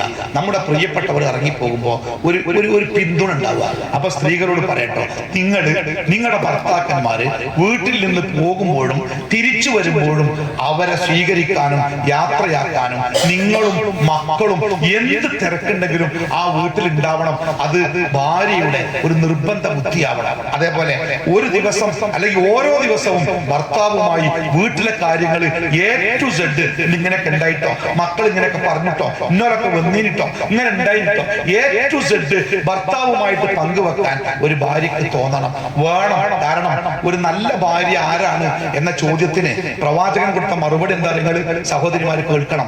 നല്ല ഭാര്യ എന്ന് പറഞ്ഞാൽ നല്ല പൈസ ഉള്ള വാപ്പാന്റെ ഭാര്യ, മൂപ്പരാണ്ട് മരിച്ചാൽ ഇഷ്ടംപോലെ സ്വത്തുമായിട്ട് വരുന്ന ഭാര്യ ഇവളൊന്നല്ല നല്ല ഭാര്യ. നല്ല ഭാര്യക്ക് റസൂൽ കൊടുത്ത 3 ഗുണങ്ങളാണ്. ഒന്നെന്താ അറിയോ? ഭർത്താവ് നോക്കിയ ഭർത്താവിനെ സന്തോഷിപ്പിക്കുന്ന ഭാര്യ. ഭാര്യന്റെ മുഖത്തേക്കാൾ നോക്കിയാൽ തന്നെ ഭർത്താവിന്റെ സങ്കടങ്ങൾ അരിഞ്ഞിങ്ങോട്ട് ചേരണം, അത് പോണം. ആ വേഷം, ആ രൂപം, അതൊക്കെ ഓക്കുണ്ടാവണം. ഇതിങ്ങനെ പെരിയിലെ ഇടങ്ങേറില് ആകെ കീറിപ്പാറി വന്നുകാണ്ട് ഭർത്താവുകൾ നോക്കിയ എത്ര മനസ്സാ നോക്കണം, നിങ്ങൾ ആദ്യമായിട്ട് കാണുക എന്ന് നോക്കണം എന്ന് ചോദിക്കുന്ന മറുചോദ്യം ആകരുത്.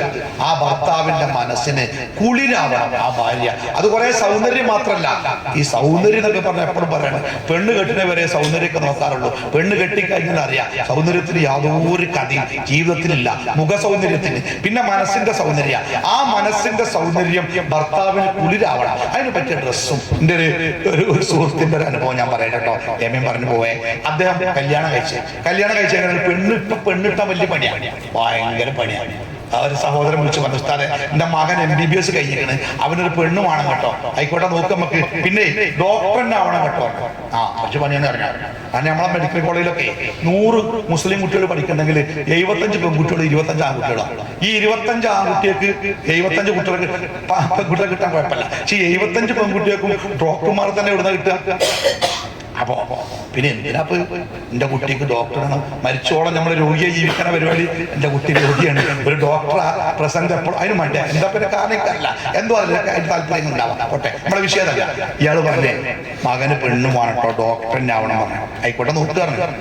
പിന്നെ 2 മാസം കഴിഞ്ഞ് ഉസ്താദെ ഞാൻ കരുതുന്ന കല്യാണം വിളിച്ചാണേ കാരണം എന്റെ കല്യാണം ഒന്നും ശരിയായിട്ടില്ല കേട്ടോ, നമ്മളെ നോക്കണ്ടി. ഞാൻ ഡോക്ടർ തന്നെ കിട്ടാം, ഡോക്ടറിനെ ആവണമെന്നില്ല, അങ്ങനെ നഴ്സായാലും വലിയ കുഴപ്പമില്ല, ഓനങ്ങോട്ട് കൊണ്ടുപോകാനാണ്. അന്ന് നോക്കാറുണ്ട്. പിന്നെ കുറച്ചൊക്കെ വിളിച്ചിട്ടുണ്ട്, അവനോട് പറഞ്ഞു നെയ്സൊന്നും ആണല്ലോ അവസ്ഥ, മെഡിക്കൽ ഫീൽഡിൽ ഏതെങ്കിലും ആയാൽ മതിയാകും. ഇപ്പൊ എന്താ ഒരു ആശ്രമം തരാം, ഒരു പെൺകുട്ടി ആയാൽ മതിയാണ് ഉസ്താദ്, എവിടെയെങ്കിലും കിട്ടുമോ നോക്കേണ്ടി പറഞ്ഞു. പെണ്ണിട്ടാനായ കുട്ടികളുടെ വാപ്പാർക്കറിയാം. ഒരു 10 കൊല്ലം മുമ്പ് പെൺകുട്ടികളെ വാപ്പാർ അനുഭവിച്ച കഷ്ടപ്പാടാ. ഇന്ന് ആൺകുട്ടികളെ വാപ്പ 6 മാസമൊക്കെ ലീവിന് വന്നിട്ട് തെരഞ്ഞ് അവസാനം എയർപോർട്ടിൽ നിന്ന് ഇങ്ങോട്ട് പൂര സങ്കടപ്പെട്ട് കല്യാണം വേണ്ട ഇട്ടല്ല. അതൊക്കെ ദുന്യാവിന്റെ ഒരു മറി കേട്ടോ. പോട്ടെ, ഒരു കാലത്ത് പെണ്ണുങ്ങളെ വല്ലാതെ കണ്ണീരൊടിപ്പിച്ചിനി. അപ്പൊ അത് തിരിച്ചടിക്കുന്ന ഒരു കാലത്ത് അപ്പൊ നമ്മൾ ജീവിക്കുന്നത്. അത് നമ്മുടെ വിഷയം എന്താ വെച്ചാല്, അപ്പൊ ഈ ഭാര്യമാരെന്ത് ചെയ്യാ, ഭർത്താക്കന്മാരെ ജീവിതത്തിൽ വീടിന്റെ രാജാവായിട്ട് കൊണ്ടെടുക്കുക. ഒരു കാര്യം കൂടി ഞാൻ പറയട്ടെ. റസൂൽ ഏറ്റവും നല്ല ഭാര്യ എന്ന് പറഞ്ഞ് നോക്കിയാൽ സന്തോഷിപ്പിക്കുന്നവൾ. രണ്ടാമത്തെ ഗുണന്തരങ്ങള് പറഞ്ഞാൽ അനുസരിക്കുന്നവൾ. എത്ര ഭർത്താക്കന്മാർക്ക് ധൈര്യമുണ്ട്, ഞാൻ പറഞ്ഞ എന്റെ ഭാര്യ കേൾക്കുന്നു. എപ്പൊ നമ്മൾ പറയും സദങ്ങളൊന്നും പറയാം. പൊന്നാ ചങ്ങ എന്റെ പെണ്ണുങ്ങളല്ലേ ഇജ്ജ് പറഞ്ഞൂടെ, ഞാൻ പറഞ്ഞാണ്ട് യേശുലാറി നമ്മളെ പറയാൻ അല്ലേ, ചെറിയ കാര്യക്കാരൻ. അങ്ങനെ ആകരുത്. ഭർത്താവ് പറഞ്ഞാൽ അനുസരിച്ച്, ഞാൻ പറഞ്ഞ എന്റെ ഭാര്യ കേൾക്കും എന്ന ആത്മവിശ്വാസം ഭർത്താവിനുണ്ടാവണം. മൂന്നാമത്തെ എന്താ നിങ്ങള്, ഭർത്താവിന്റെ അഭാവത്തിൽ അയാളുടെ സ്വത്തും അവളുടെ ശരീരവും കാത്തു സൂക്ഷിക്കുന്നവൾ. ഇപ്പൊ ഒരു മദ്യം പറഞ്ഞു പോലെ, ഞാൻ ഒരു പെണ്ണ് ഒരു ചെങ്ങായി ആ പെണ്ണുമായിട്ട് ബന്ധം ഉണ്ടാക്കിയിട്ട് അത് അവസാനം വീട്ടിന്റെ ഉള്ളിൽ ചെങ്ങായി കയറിയിരിക്കെ അത് പിടിച്ച് പ്രശ്നമായി നാട്ടുകാരെ കടവിട്ട് പിടിച്ചു മാത്രല്ല 15 ലക്ഷം ഉറുപ്പ്യ ഇവളെ ഇപ്പം വാങ്ങിയിരുന്നു. ഈ ഭർത്താവ് അറിഞ്ഞ് നെട്ടിപ്പോയി. ഇന്റെ 15. അപ്പൊ ഇവള് പലപ്പോഴും ഫോൺ ചെയ്തിട്ട് ഉമ്മാക്ക് സുഖമില്ല, ഉമ്മാക്ക് ആശുപത്രി പോകണം, അങ്ങനെ പല കാരണം ഓളെ അഞ്ചത്തിനെ കെട്ടിക്കാനാണ് എന്നൊക്കെ പറഞ്ഞിട്ട് ഇയാളെ വിളിച്ചു പറയും. ഇയാൾ പൈസ കൊടുക്കും. ഈ പൈസ ഒക്കെ ഇവനാണ് കൊടുക്കുന്നത്. ഇവനാണ് ഈ മഹാചതിയൻ, കുറുക്കൻ, സൂത്രക്കാരൻ. ഈ പെണ്ണിനെ എങ്ങനെയൊക്കെ ഊറ്റാമോ അങ്ങനെയൊക്കെ ഊറ്റിക്കണം. എന്താ കാരണങ്ങള്, ഭർത്താവിനെ ചതിച്ച ഭാര്യയാണ്. ഒരിക്കൽ ചതിച്ചാണ്ടല്ലോ ജീവിതകാലത്ത് ഒരിക്കലും ആ പെണ്ണിന് നേരക്കാൻ കഴിയില്ല. അതുകൊണ്ട് വളരെ ശ്രദ്ധിക്കണം. അപ്പൊ 3 യോഗ്യത ഗുണമുണ്ട്. ഒന്നെന്താണ്, നോക്കിയാൽ സന്തോഷിപ്പിക്കുന്നവൾ. 2 പറഞ്ഞാൽ അനുസരിക്കുന്നവൾ. 3 ഭർത്താവിന്റെ അഭാവത്തിൽ ഭർത്താവിന്റെ സ്വത്തും അവളുടെ ശരീരവും കാത്തു സൂക്ഷിക്കുന്നവൾ. അങ്ങനത്തെ ഒരു ഭാര്യ വീട്ടിലുണ്ടെങ്കിൽ ഒരു ഭർത്താവിനെ എന്ത് പേടിക്കാനല്ല, ഓന്റെ ജീവിതം എത്ര സുഖിക്കണം. അപ്പൊ എന്റെ ഭാര്യമാരോടും എന്റെ സഹോദരിമാരോടും പറയാം, ഈ ഗുണങ്ങളുള്ള ഒരു നല്ല ഭാര്യയായിട്ട് നിങ്ങൾ മാറണം. ഒരു കാര്യം കൂടി ശ്രദ്ധയപ്പെടുത്തുക. നബി സല്ലല്ലാഹു അലൈഹി വസല്ലം പറഞ്ഞേ, ഞാനൊരു സംഭവം ഓർമ്മിപ്പിക്കട്ടെ കേട്ടോ. അത് പറയുമ്പോൾ അത് തിരക്കുണ്ടാവില്ലേക്കാരല്ലേ, ചായ കുടിക്കാനൊക്കെ ഉള്ളു, വേറെ പണിയില്ലല്ലോ. പിന്നെ ഒരു സംഭവം പറയട്ടോ. പിന്നെ ഭാര്യയും ഭർത്താവും, ഇയാൾക്ക് 10-85 വയസ്സായിട്ടോ. വയസ്സായിക്കളെ വാർദ്ധക്യ സഹജമായ കുറെ അസുഖമുണ്ട്. ഭാര്യ അത്യാവശ്യം വയസ്സായിക്കളെ. മക്കള് 3 പെൺകുട്ടികളുണ്ട്. 3 ആളും വിദേശത്താണ്. നല്ല സാമ്പത്തിക ശേഷിയുടെ കുടുംബം. ഇയാൾ കുറെ കാലം കിടക്കണം, എണീക്കാൻ വയ്യ, പറ്റ കടന്നിട്ടുണ്ട്. ഈ കിടത്തുകൊണ്ട് തന്നെ ശരീരമൊക്കെ പൊട്ടിയിട്ടുണ്ട്. വേറെ വലിയ വേണ്ടപ്പെട്ട രോഗമൊന്നുമില്ല, മറവിണ്ട്, ശരീരം തളർന്നിട്ടുണ്ട്, ഇങ്ങനെ പൊട്ടിപ്പോയിട്ടുണ്ട്. മലമൂത്ര വിസർജനക്ക് ഒരാൾ സഹായം വേണം, ബാത്റൂമിൽ കൊണ്ടുപോയി വെക്കണം. ഇങ്ങനെയൊക്കെയാണ്. സംസാരം കുറവാണ്. അപ്പോ വീട്ടിലിങ്ങനെ കിടന്നിങ്ങനെ പൊട്ടിയപോയി പാലിയേറ്റീവിന്റെ ആൾക്കാരൊക്കെ വന്ന് മുറിയൊക്കെ വെച്ചിട്ട് ഇങ്ങനെ പോല. അപ്പൊ ഈ നാട്ടുകാർ ഇങ്ങനെ പറയാൻ തുടങ്ങി, എത്ര പൈസ ഉണ്ടായിട്ട് എന്താ, മക്കളുണ്ടായിട്ട് എന്താ ഇപ്പൊ മൂപ്പരവസ്ഥ. ഇത് കേട്ടപ്പോ മക്കളൊക്കെ പാടെ കൂടി തീരുമാനം. എന്താ തീരുമാനം അറിയാം, നമുക്കിങ്ങനെ ആൾക്കാരെ കൊണ്ട് പറയിപ്പിക്കണ്ട, ബാപ്പാൻ ഒരു ആശുപത്രിക്ക് മാറ്റുക. അപ്പൊ തൊട്ടടുത്ത് വലിയ സാമ്പത്തിക ശേഷി ഒന്നും കൊടുക്കേണ്ട, നോർമലായിട്ട് പോകാവുന്ന ഒരു ആശുപത്രി ഉണ്ട്. ആ ആശുപത്രിക്ക് ബാപ്പാനെ മാറ്റി. അവിടെ ആകുമ്പോൾ നഴ്സുമാർ വന്ന് കാര്യമൊക്കെ ചെയ്യും. എപ്പോഴെങ്കിലും ഡോക്ടർ വന്നോളും, ഭക്ഷണമൊക്കെ കൊടുത്ത് കിട്ടും. ഉമ്മാനി നോക്കാൻ ഒരാളുണ്ടാവുമല്ലോ. ചെലവും കുറയാൻ ഒരു രോഗിയെ പെരി കിടക്കുമ്പോൾ ആൾക്കാർ കാണാൻ വരുമ്പോൾ ചായലും കൊടുക്കണല്ലോ. ഇത് ആശുപത്രിയിലാവുമ്പോൾ ഒരു വല്ല ആപ്പിളോ മുന്തിരിയൊക്കെ വാങ്ങി വന്നോളും. അതൊരു സുഖമാണ്. എന്തായാലും ബാപ്പാനെ ആശുപത്രിക്ക് മാറ്റി. കുറെ കാലം ആശുപത്രി കിടക്കുക. അപ്പോഴും ആൾക്കാർ വർത്താനം പറഞ്ഞു, എന്തായാലും കാക്കാന്റെ അവസ്ഥ, ആ കുട്ടികളെ എങ്ങനെ നോക്കിയതാ, അപ്പോഴും ആ വയസ്സായ അമ്മയെ നോക്കണേ, മക്കൾ തിരിഞ്ഞു നോക്കണില്ല, ആൾക്കാർ പറയും. ഇത് കേട്ടപ്പോ മക്കൾക്ക് ഭയങ്കര പ്രശ്നമായി. അപ്പൊ മക്കള് 3 ആളും അവിടെ തീരുമാനിച്ച്, നമുക്ക് 3 ആൾക്കും നാട്ടിൽ പോയിട്ട് ബാപ്പാനെ നോക്കല്ലേ കുറച്ചാലും. അങ്ങനെ ഒരു 3 ആളും അവിടെ നാട്ടിൽ വന്നിട്ട് വീട്ടിൽ വന്ന് മക്കളെ അവിടെ ഇവിടെ ആക്കിയിട്ട് ഇവര് നേരെ ആശുപത്രിക്ക് വന്നിട്ട് അധികാരത്തോടു കൂടി പറഞ്ഞു, ഉമ്മാനോട്, ഇനി ബാപ്പാനെ ഞങ്ങൾ നോക്കും, നിങ്ങൾ പോയിക്കോളി, ഞങ്ങൾ നോക്കട്ടെ ഞങ്ങളെ ബാപ്പാനെ.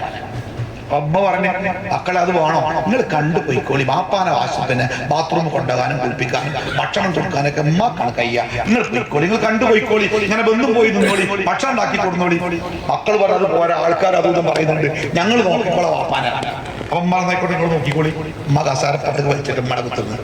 അവര് പറഞ്ഞു ഉമ്മ ഞാൻ വീട്ടിൽ പോകണം, ഉമ്മ വീട്ടിൽ പോകണം. ഉമ്മ കുളിച്ച് നല്ലതായിട്ട് കിടന്നുറങ്ങിയിട്ട് ഒന്ന് ഡ്രസ്സൊക്കെ മാറി നിങ്ങളൊന്ന് ഉഷാറാക്കി. എത്ര ദിവസമായി നിങ്ങൾ ആശുപത്രിയിൽ? ഉമ്മ പറഞ്ഞു അവിടെ മക്കളെ ബാപ്പാൻ പുറത്ത് ഞാൻ നിന്നു, ഞാൻ അല്ലെങ്കിൽ ബാപ്പാക്ക് ഇടങ്ങാറാ, നിങ്ങൾ പോയി നിങ്ങളിങ്ങനെ ഇരുന്നോളി, ഞാനും ഇവിടെ ഇരുന്നോളാം. പക്ഷെ മക്കളെ അയച്ചില്ല, നിങ്ങൾ പോകണം പറഞ്ഞു. മക്കൾക്ക് ഓല് കുറച്ചു കാലം മക്കളും ബാപ്പാനെ നോക്കീന്ന് നാട്ടുകാരോട് പറയണം. അതിന് ഉമ്മാനെ ഒഴിവാക്കണല്ലോ. ഉമ്മ എന്തായാലും പോകില്ല. അവസാനം മക്കൾ ചെയ്തറില്ല. അപ്പൊ ഉമ്മാക്ക് തോന്നി പോകേണ്ടി വരും.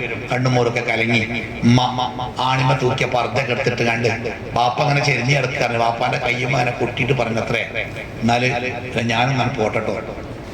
ബാപ്പ ഒന്നിങ്ങനെ മറന്നു കിടന്നിട്ട് ഉമ്മാന്റെ മുഖത്തേക്ക് നോട്ടം. 10-50 കൊല്ലായി ബാപ്പാന്റെ നോട്ടം ശരിക്കറിയണ അമ്മയാണ്. ആ അമ്മക്ക് മനസ്സിലായി ബാപ്പാക്ക് ഇഷ്ടമായിട്ടില്ല അമ്മ പോണേ. ഉമ്മ പറഞ്ഞു ഞാൻ പോണില്ല. അതിൽ ബാപ്പ മലന്ന് കിടന്നിട്ട് ഉമ്മാന്റെ മുഖത്തേക്ക് ഒരു ചെറി. പണ്ട് കല്യാണം കഴിഞ്ഞ് 1ാമത്തെ രാത്രിയിലെ ചെറി പോലത്തെ ചെറി. ബാപ്പ പിന്നെ നിശബ്ദമായിട്ട് തിരിഞ്ഞു കിടന്നു. ഒരു 10 മിനിറ്റ് കഴിഞ്ഞപ്പോൾ ഒരു വാർത്ത, ആ ബാപ്പ മരിച്ചു. ബാപ്പ മരിച്ചു. ഇത് പറഞ്ഞെന്താ നിങ്ങള്? നബി സല്ലല്ലാഹു അലൈഹി വസല്ലമ പറഞ്ഞൊരു വാക്കുണ്ട്. എന്താ പറയാ? ഏതൊരു സ്ത്രീ അവളുടെ ഭർത്താവ് അവളെ കുറിച്ച് തൃപ്തിപ്പെട്ടുകൊണ്ട് അവളെ പ്രണയിച്ചുകൊണ്ടാണ് അവളുടെ ഭർത്താവ് മരിക്കുന്നതെങ്കിൽ അവൾ സ്വർഗത്തിലാണ്. വെറും സ്വർഗല്ല, സ്വർഗത്തിന് 8 വാതിലുണ്ടല്ലേ? നോമ്പുകാരന്റെ വാതില്, രക്തസാക്ഷിന്റെ വാതില്, നിസ്കാരക്കാരന്റെ വാതില്. ആ വാതിൽ കൂടെ അതിന്റെ അവകാശിയൊക്കെ പോകാൻ പറ്റും. പക്ഷേ ഈ ഭർത്താവ് പ്രണയിച്ചുകൊണ്ട് അവസാന നിമിഷം വരെ സ്വന്തം ഭർത്താവിന്റെ പ്രണയത്തിൽ ജീവിച്ച ഭാര്യ ഉണ്ടല്ലോ, അവൾ മരിച്ചാലേ ഈ സ്വർഗത്തിന്റെ 8 വാതിലും അവൾക്ക് വേണ്ടി തുറക്കുന്ന 8 വാതിലും അവൾ ഏത് വാതിലോട്ട് പോവാം. ഞാനിങ്ങനെ ഈ ഉമ്മാന്റെ ഭാഗ്യത്തെ പറ്റി ആലോചിച്ചു. എന്തായാലും അമ്മാന്റെ ഭാഗ്യം. അതുകൊണ്ട് സഹോദരിമാരെ, എൻ്റെ പ്രിയപ്പെട്ട സഹോദരിമാരെ, നമ്മളെ മറ്റേ റഫീഖ് അഹമ്മദിന്റെ വരികളില്ലേ അല്ലേ, കരിപുരണ്ട തഴമ്പിച്ച വിരലുകൾ, നിന്റെ സാന്നിധ്യം അല്ലേ, അവസാന ശ്വാസം. ഞാനെന്റെ അവസാനത്തെ ശ്വാസം എടുക്കുമ്പോ ആ ശ്വാസത്തിൽ നിന്റെ ഗന്ധമുണ്ടാവണമെന്ന് മൂപ്പര് കവിത എഴുതിയതോ. പിന്നെ സിനിമപ്പാട്ടൊക്കെ അതിന് പാട്ടിന് പോട്ടെ, ഞാൻ മൂപ്പര് മിനിയുന്ന സിനിമപ്പാട്ട് പാടി പറയുന്നത് ഞാൻ ഉദാഹരണം പറഞ്ഞതാ. അവസാനത്തെ ശ്വാസം എടുക്കുമ്പോൾ എൻ്റെ പ്രിയപ്പെട്ടവരുടെ ഗന്ധം എനിക്ക് കിട്ടണം എന്നാഗ്രഹിക്കുന്ന ഒരു പ്രണയത്തിലാണ് ആ ഭർത്താവ് മരിക്കുന്നതെങ്കിൽ ആ ഭാര്യ ഭാഗ്യവതിയാണ്. അങ്ങനെ ഭർത്താവിനെ സ്നേഹിക്കാൻ എൻ്റെ പ്രിയപ്പെട്ട സഹോദരിമാരെ നിങ്ങൾക്ക് സാധിക്കണം. ഇനി ഭർത്താക്കന്മാരോട്, ആണുങ്ങളോട് ഒരു കാര്യം കൂടി പറഞ്ഞ് അവസാനിപ്പിക്കാം. അല്ലെങ്കിൽ പെണ്ണുങ്ങൾ പറയില്ലേ നിങ്ങൾ ഞങ്ങളെ കിടങ്ങാറാക്കിയില്ലേ, ഒരു കാര്യം കൂടി പറഞ്ഞ് അവസാനിപ്പിക്കാം. നബി സല്ലല്ലാഹു അലൈഹി വസല്ലം പറഞ്ഞൊരു വാക്കുണ്ട്, സത്യവിശ്വാസികൾ മാത്രമേ സ്വർഗത്തിൽ പ്രവേശിക്കൂ. എല്ലാവർക്കും അറിയാം. റസൂൽ പറയണേ, സൽസ്വഭാവികൾ മാത്രമേ സ്വർഗത്തിൽ പ്രവേശിക്കൂ. നിങ്ങളിൽ ഏറ്റവും നല്ല സ്വഭാവമുള്ളവൻ നിങ്ങളുടെ ഭാര്യയോട് ഏറ്റവും നന്നായി പെരുമാറുന്നവനാണ്. അതായത് എനിക്കും നിങ്ങൾക്കും സ്വർഗത്ത് പോണെങ്കിൽ ഇവന്റെ സ്വഭാവം നല്ലതാണ് എന്ന സർട്ടിഫിക്കറ്റ് ആരാ തരേണ്ടത്? വില്ലേജ് ഓഫീസറോ അവസാനം പഠിപ്പിച്ച കോളേജിന്റെ പ്രിൻസിപ്പാളോ ഒന്നും അല്ല. ഇവിടേക്കെന്ന് കിട്ടണം. ആരേക്കെന്ന്? ഭാര്യന്റെക്കെന്ന് കിട്ടുമോ? മൂപ്പരൊരു ജാതി മനുഷ്യനാണ്. നാട്ടുകാർക്കൊക്കെ നല്ല ആളാണ്, മാക്കും പാപ്പാക്കൊക്കെ ഉഷാറാ, എല്ലാവർക്കും. പക്ഷെ പെരീക്കിൽ കയറി വന്നാൽ പെണ്ണിനോടുള്ള പെരുമാറ്റം വേറെ. ചാടി കളിച്ച് കൊരച്ച് ചാടി അങ്ങോട്ട് ഇങ്ങോട്ട് എന്തൊക്കെ. ഓളെ കൊണ്ട് ആ സർട്ടിഫിക്കറ്റ് കിട്ടുമോ? ഫാത്തിമ റളിയല്ലാഹു അൻഹ ഒരിക്കൽ കരഞ്ഞ് അലിയാർ മുമ്പിൽ കരഞ്ഞപ്പോ അലി ചോദിച്ചു, എന്തിനാ ഫാത്തിമ അങ്ങനെ കരയണേ? അപ്പൊ റസൂലുള്ളാഹി മരിച്ച ശേഷം ഈ റസൂലുള്ളാഹി മരിക്കാനായി കിടക്കുമ്പോഴേ, അവശനായി കിടക്കുമ്പോ ഫാത്തിമ ബീവി എന്ന് കരഞ്ഞ് റസൂലിന്റെ ബാപ്പാന്റെ എന്റെ അപ്പാന്റെ ഇടങ്ങേറ്, റസൂലുള്ളാഹിന്റെ ഇടങ്ങേറ്. അപ്പൊ റസൂല് ഫാത്തിമാന്റെ ചുവട്ടിൽ സ്വകാര്യം പറഞ്ഞു, മോളെ ഇന്നത്തെ ദിവസത്തോടു കൂടി ബാപ്പാന്റെ എല്ലാ ഇടങ്ങേറും തീരും. അതിന്റെ അർത്ഥം എന്താ? അവസാനാണ് നല്ലത്. അപ്പൊ ഫാത്തിമ ബീവി വീണ്ടും കരഞ്ഞു. അപ്പൊ റസൂല് പറഞ്ഞു, ഇവിടെ സ്വകാര്യം പറഞ്ഞില്ല, ചെവിയിൽ പറഞ്ഞ സ്വകാര്യം. അതിൽ ഫാത്തിമ ബീവി ചിരിച്ച് പുഞ്ചിരിച്ച് സമാധാനത്തിന്റെ ചിരി. റസൂല് മരിച്ചു. കുറച്ചു കഴിഞ്ഞപ്പോ ദിവസങ്ങൾക്ക് ശേഷം ഈ സംഭവത്തിന് സാക്ഷിയായ ആയിഷ റളിയല്ലാഹു അൻഹ ഫാത്തിമയോട് ചോദിച്ചു, മോളെ ഫാത്തിമ, അന്ന് ബാപ്പ എന്തോ ഒരു സ്വകാര്യം പറഞ്ഞപ്പോ ആദ്യം നീ കരഞ്ഞ്, പിന്നെ ബാപ്പ എന്തോ ഒരു സ്വകാര്യം പറഞ്ഞപ്പോ നീ ചിരിച്ചല്ലോ, എന്തായിരുന്നു മോളെ ആ സ്വകാര്യം? അപ്പൊ ഫാത്തിമ പറയണേ, ബാപ്പ പറഞ്ഞതേ, മോളെ ഞാൻ മരിച്ചാൽ എന്റെ അടുത്തേക്ക് ആദ്യം വന്ന് ചേരുക നീ ആയിരിക്കും. എന്താണ് അർത്ഥം? നമ്മളൊക്കെയാണെങ്കിൽ ആ ശ്വാസം അപ്പം നിൽക്കൂലേ, എടി ഞാൻ മരിക്കുകയാണ്, ഞാൻ മരിച്ചാൽ പിന്നെ ആദ്യം ഇജയ്ക്കായിട്ട് മരിക്കാറിനാല് ഈ ബാപ്പാന്റെ കരുനാക്ക് വളച്ചവൻ അല്ലേ, ഒന്നും പറയണ്ടായിരുന്നു. പക്ഷെ ബാപ്പാന്റെ അടുത്തേക്ക് ആദ്യം പോകാൻ ഭാഗ്യം കിട്ടുന്ന ആള് ഫാത്തിമ ബീവി ചിരിച്ചു, അത്ര സന്തോഷമാണ്. അങ്ങനെ നബി മരിച്ച ശേഷം ഫാത്തിമ ബീവി ഇങ്ങനെ കരഞ്ഞിട്ട് അലിയാരെടുത്ത് മുഖത്തേക്ക് നോക്കും കരയാ. അപ്പൊ അലി ചോദിച്ചു എന്തേ ഫാത്തിമ? അപ്പൊ ഫാത്തിമ കരഞ്ഞ് തളർന്ന ഫാത്തിമ പറയണേ, ഞാൻ മരിച്ചാല് നിങ്ങൾ വേറെ കല്യാണം കഴിക്കും. നമ്മളെ പെണ്ണുങ്ങളൊക്കെ ചോദിക്കലുണ്ടല്ലേ, അത് മരിച്ചാലും അല്ല ചോദിക്കുക. അവൻ നേരം മനസ്സിലാ നിങ്ങൾ രണ്ടാമത്തെ കെട്ടുമെന്ന് ചോദിച്ചു. ഇത് ഞാൻ മരിച്ചാൽ നിങ്ങൾ വേറെ കല്യാണം കഴിക്കൂലേ? അലിയാര് കാണാൻ നോക്കി, അതെന്താ ഫാത്തിമ അങ്ങനെ ചോദിച്ചു? അല്ല നിങ്ങളെ കല്യാണം കഴിക്കണം. അപ്പൊ അലി പറഞ്ഞു ഞാനത് ചിന്തിക്കണില്ലല്ലോ, മരിക്കാതില്ലെന്ന് ആലോചിക്കാൻ വയ്യല്ലോ. അപ്പൊ ഫാത്തിമ പറയണേ, ഞാൻ മരിച്ചാല് നമ്മുടെ കുടുംബത്തിൽ എന്നെ ആളുണ്ടല്ലോ, അവരുടെ മകളുണ്ടല്ലോ, യമാമ എന്തോണ കുട്ടിയുടെ പേര്, നിങ്ങൾ അവളെ കല്യാണം കഴിക്കണം കേട്ടോ. ഫാത്തിമ പറയാ. അപ്പോ എന്തേ അത്? അപ്പൊ പറയണേ, നിങ്ങളോളം നല്ല ഒരു മനുഷ്യൻ, നിങ്ങളോളം നല്ല ഒരു മനുഷ്യനെ എന്റെ കുടുംബത്തിന് നഷ്ടാവരുത്. അതുകൊണ്ട് ഞാൻ മരിച്ചാലും നിങ്ങളെന്ന നല്ല മനുഷ്യൻ എന്റെ കുടുംബത്തിൽ തന്നെ ഉണ്ടാവണം. അതുകൊണ്ട് നിങ്ങൾ അവളെ കല്യാണം കഴിക്കണം കേട്ടോ. അവളെ തന്നെയാണ് പിന്നെ അലി കല്യാണം കഴിക്കുന്നത്, വേറെ ചരിത്രം. അപ്പൊ നോക്കി നിങ്ങൾ, ആ ഭാര്യ മരിക്കാൻ നേരത്തും തന്റെ പ്രിയപ്പെട്ട ഭർത്താവ് തന്റെ കുടുംബത്തിൽ ഉണ്ടാവണമെന്ന് കൊതിക്കത്തക്ക വിധത്തിൽ ആ ഭാര്യയോട് പെരുമാറാൻ ഒരു ഭർത്താവിന് സാധിക്കണം. അവളോട് നമ്മളൊക്കെ പലപ്പോഴും മക്കളെ മുമ്പിൽ വെച്ച് വരെ ഓന്റെ തള്ളയല്ലേ ഓളെ തള്ളയല്ലേ, എങ്ങനെയാ പിന്നെ മക്കൾ നന്നാവുക? ആര്? ഈ കുട്ടികളെ അമ്മാനെ പറ്റി, സ്വന്തം ഭാര്യനെ പറ്റിയാണ് ഈ വൃത്തികെട്ട ഭാഷയിൽ സംസാരിക്കണേ. ദേഷ്യം വന്നാലേ, ദേഷ്യം വന്നാമിന്റെ പെണ്ണൊന്നുമല്ല അടിക്കുന്നു. റസൂൽ പറയാ, നിങ്ങൾ നിങ്ങളെ പെണ്ണിനെ അടിക്കുന്നു, പീഡിപ്പിക്കുന്നു, മൂലക്കെട്ട് ചവിട്ടുന്നു, എന്നിട്ട് രാത്രി ഓളുടെ കൂടെ കിടന്നുറങ്ങുന്നു. നിങ്ങളോളം വൃത്തികെട്ടവൻ ആരുണ്ട്? ഒരു പെണ്ണിനെ അടിക്കുന്നൊക്കെ പറയാൻ നോക്കികള്. തിരിച്ചു തല്ലാൻ പറ്റാത്ത മുഖത്തേക്ക് ആഞ്ഞടിച്ചിട്ട്, അല്ലെങ്കിൽ വീട് കിടക്കുന്നവരെ കാലുകൊണ്ട് തൊഴിച്ചിട്ട്, അന്ന് ആലോചിച്ചോക്കാൻ നിങ്ങള് എന്ത് സുഖം കിട്ടാള്, എന്ത് നീതി അതിലുള്ള അല്ലേ? അപ്പൊ പെണ്ണിനോട്, അവനവൻ കെട്ടിയ ഭാര്യയോട് നന്നായിട്ട് പെരുമാറുക. അവളെ മാനസികമായിട്ട് പോലും സന്തോഷിപ്പിക്കാനാവുന്ന ഏത് അവസരങ്ങളെയും ഉപയോഗപ്പെടുത്തുക. റസൂലുള്ളാഹി ആയിഷ ബീവിന്റെ അടുത്തേക്ക് കയറി വന്ന് പറയണേ, ആയിഷ വിശക്കുന്നുണ്ട്, വല്ലതും തിന്നാണ്ടോ? ഒരു വസ്തുല്ല. ഒന്ന് തെരഞ്ഞു നോക്കുക, തെരഞ്ഞ് അവസാനം ഇങ്ങനെ ചുമരുന്ന തിരികെ വെച്ചിരിക്കണം. എന്തോ എന്നോ കൊടുന്ന് ബാക്കിയായ ഒരു റൊട്ടി ഉബൂസേ ബല അങ്ങനെയാണല്ലോ. മുസാഫിന്റെ കണ്ട നിലത്തണ്ട മരിക്ക, ഒരു കുബൂസിന്റെ കഷ്ടം കണ്ട എടുത്ത് കണ്ട് ഉയർത്തി വെക്കും. അതുപോലെ ഒരു കൾച്ചറാണ്. അപ്പൊ ഒരു കുബൂസ് ഇങ്ങനെ ഉണങ്ങിയത്. അപ്പൊ ആയിഷ റസൂലേ 4 ദിവസം മുമ്പത്തെ ഇവിടെ ഗൾഫിൽ പോണൊക്കെ കുബൂസ് ഇങ്ങനെ ചുട്ടെടുക്കുമ്പോഴേ അടുപ്പിന്ന് ഇങ്ങനെ നേരിട്ട് വരുന്നത് നമ്മൾ എടുക്കുള്ളൂ. 10 മിനിറ്റ് കഴിഞ്ഞാൽ എടുക്കൂല. എന്താ പറയുക, അത് തണുത്താ പിന്നെ ഒന്നിനും പറ്റൂല. ഹോട്ടലിലൊക്കെ നമ്മള് സാധനം ഓർഡർ ചെയ്താല് 2 റൊട്ടി ഒപ്പം വന്നാൽ ഒന്ന് വേസ്റ്റ് ചെയ്യാറില്ല, അടുത്ത് പുതിയത് ഓർഡർ ചെയ്യും. ഇത് ഉണങ്ങിയാ പിന്നെ ഒന്നിനും പറ്റൂല. 4 ദിവസം മുമ്പത്തെ റൊട്ടി ആണെങ്കിലോ മരപ്പലക വരക്കുണ്ടാവൂല. റസൂല് പറഞ്ഞു കൊണ്ടുവരിക, അതേക്ക് അത് ആയിഷ ബീവി നോക്കിയല്ല, തകിട് മരിക്കുന്നുണ്ട്, ഉറപ്പുള്ള സാധനം, സങ്കടത്തോടു കൂടിയാ, വേറൊന്നും കൊടുക്കല്ല, അതാണ് കൊടുത്ത്. ഇത് കണ്ടിട്ട് റസൂല് പറഞ്ഞു, ആയിഷ ഇതൊന്ന് പൊതിർത്താൻ കറി ഉദ്ദേശിച്ച് എന്തെങ്കിലും റൊട്ടിയല്ല പിന്നല്ല കറി. അവസാനം വന്ന റസൂൽ ഒരു കുപ്പിയും കൊണ്ട് വരുന്നില്ല. ഇതിന്റെ അടിയിൽ ഒത്തിരി സുർക്കുണ്ട്, സുർക്ക. ഇവിടെ ഇപ്പൊ അങ്ങനെ റൊട്ടി ഉബൈദ എന്തേലും കുത്തം നോക്കിയാൽ ചാറുണ്ട് നോക്കിയാ ഉബൈദ് ഇങ്ങനെ തെരഞ്ഞു കണ്ട മൂലക്കെന്ന് ഒരു കുപ്പിന്ന് സുറുക്കി കൊണ്ടുവന്ന സുറുക്ക അത് കൊണ്ടുപോയിട്ട് ബാക്കി നമ്മള് മീനേന്ന് പറയില്ലല്ലേ, നാട്ടിൽ പോയിട്ടൊക്കെ പറയും, ഇവിടുന്ന് പറയില്ല, അങ്ങനെ പറയാം. ആരെ കൊണ്ടു കൊടുക്കുക ഇങ്ങനെ സുറുക്കിയും കൊണ്ടുവന്ന് അവർ കൊണ്ടുവന്ന് ആ സുറുക്ക കുപ്പി തുറന്നിട്ട് ഈ റൊട്ടി അല്ലെങ്കിൽ ഈ സുറുക്കി റൊട്ടി നല്ല കോമ്പിനേഷൻ ഉണ്ട്. ഈ സുറുക്ക ഇങ്ങനെ മുട്ടിയിട്ട് റസൂല് ഇങ്ങനെ തിന്ന എന്തരങ്ങള് നെയ്യപ്പം പോത്തർച്ചി നിന്ന് മരിക്കും. എന്തൊരു രസത്തില് നല്ല സ്വാദിൽ ഇങ്ങനെ ആസ്വദിച്ച് തിന്നാണ്. ഏത് പറയാ ഈ റൊട്ടി സുറുക്കി. ആയിഷ ബീവി ഇങ്ങനെ സങ്കടപ്പെട്ട് നിൽക്കുക. അപ്പൊ റസൂല് പറയാണ്, ആയിഷ സുർക്കയേക്കാൾ നല്ല ഒരു കൂട്ടാൻ ദുന്യാവിൽ വേറല്ല. സുർക്കനെക്കാട്ടിലേ ഇതാണ് സുർക്കനേക്കാൾ നല്ലൊരു കൂട്ടം ദുന്യാവിലില്ല. എന്തേത് പറഞ്ഞേ? സുർക്ക മുന്തിട്ടല്ല, തനിക്കൊന്നും തരാനില്ലാത്തതിന്റെ പേരിൽ സങ്കടപ്പെട്ട് നിൽക്കുന്ന ഭാര്യയുടെ മനസ്സിനെ സമാധാനിപ്പിക്കാൻ. നമ്മളൊക്കെ പെണ്ണുങ്ങള് രാവിലെ അടുക്കളയിൽ കയറി യൂട്യൂബിൽ നോക്കി വൈകുന്നേരം വരെ അരച്ചും ഇടിച്ചും പൊടിച്ചും എന്തേലും ഉണ്ടാക്കി വൈകുന്നേരം ഓഫീസിൽ വരുമ്പോ തിന്നോക്കാനും പറയുമ്പോ ഇത് മനുഷ്യന്മാർക്ക് തിന്നാൻ പറ്റുമോ, കൊണ്ടുപോയിക്കാതെ എന്തേക്കാരവസ്ഥ അല്ലേ മാനസികാവസ്ഥ? നിങ്ങൾക്കത് അറിയാം എന്തേക്കാരവസ്ഥ എന്നല്ലേ? അതുകൊണ്ട് മനസ്സുകൊണ്ട് പോലും അവരെ വേദനിപ്പിക്കരുത്. അവരെ അള്ളാഹു നമ്മളെ ഏൽപ്പിച്ചതാ.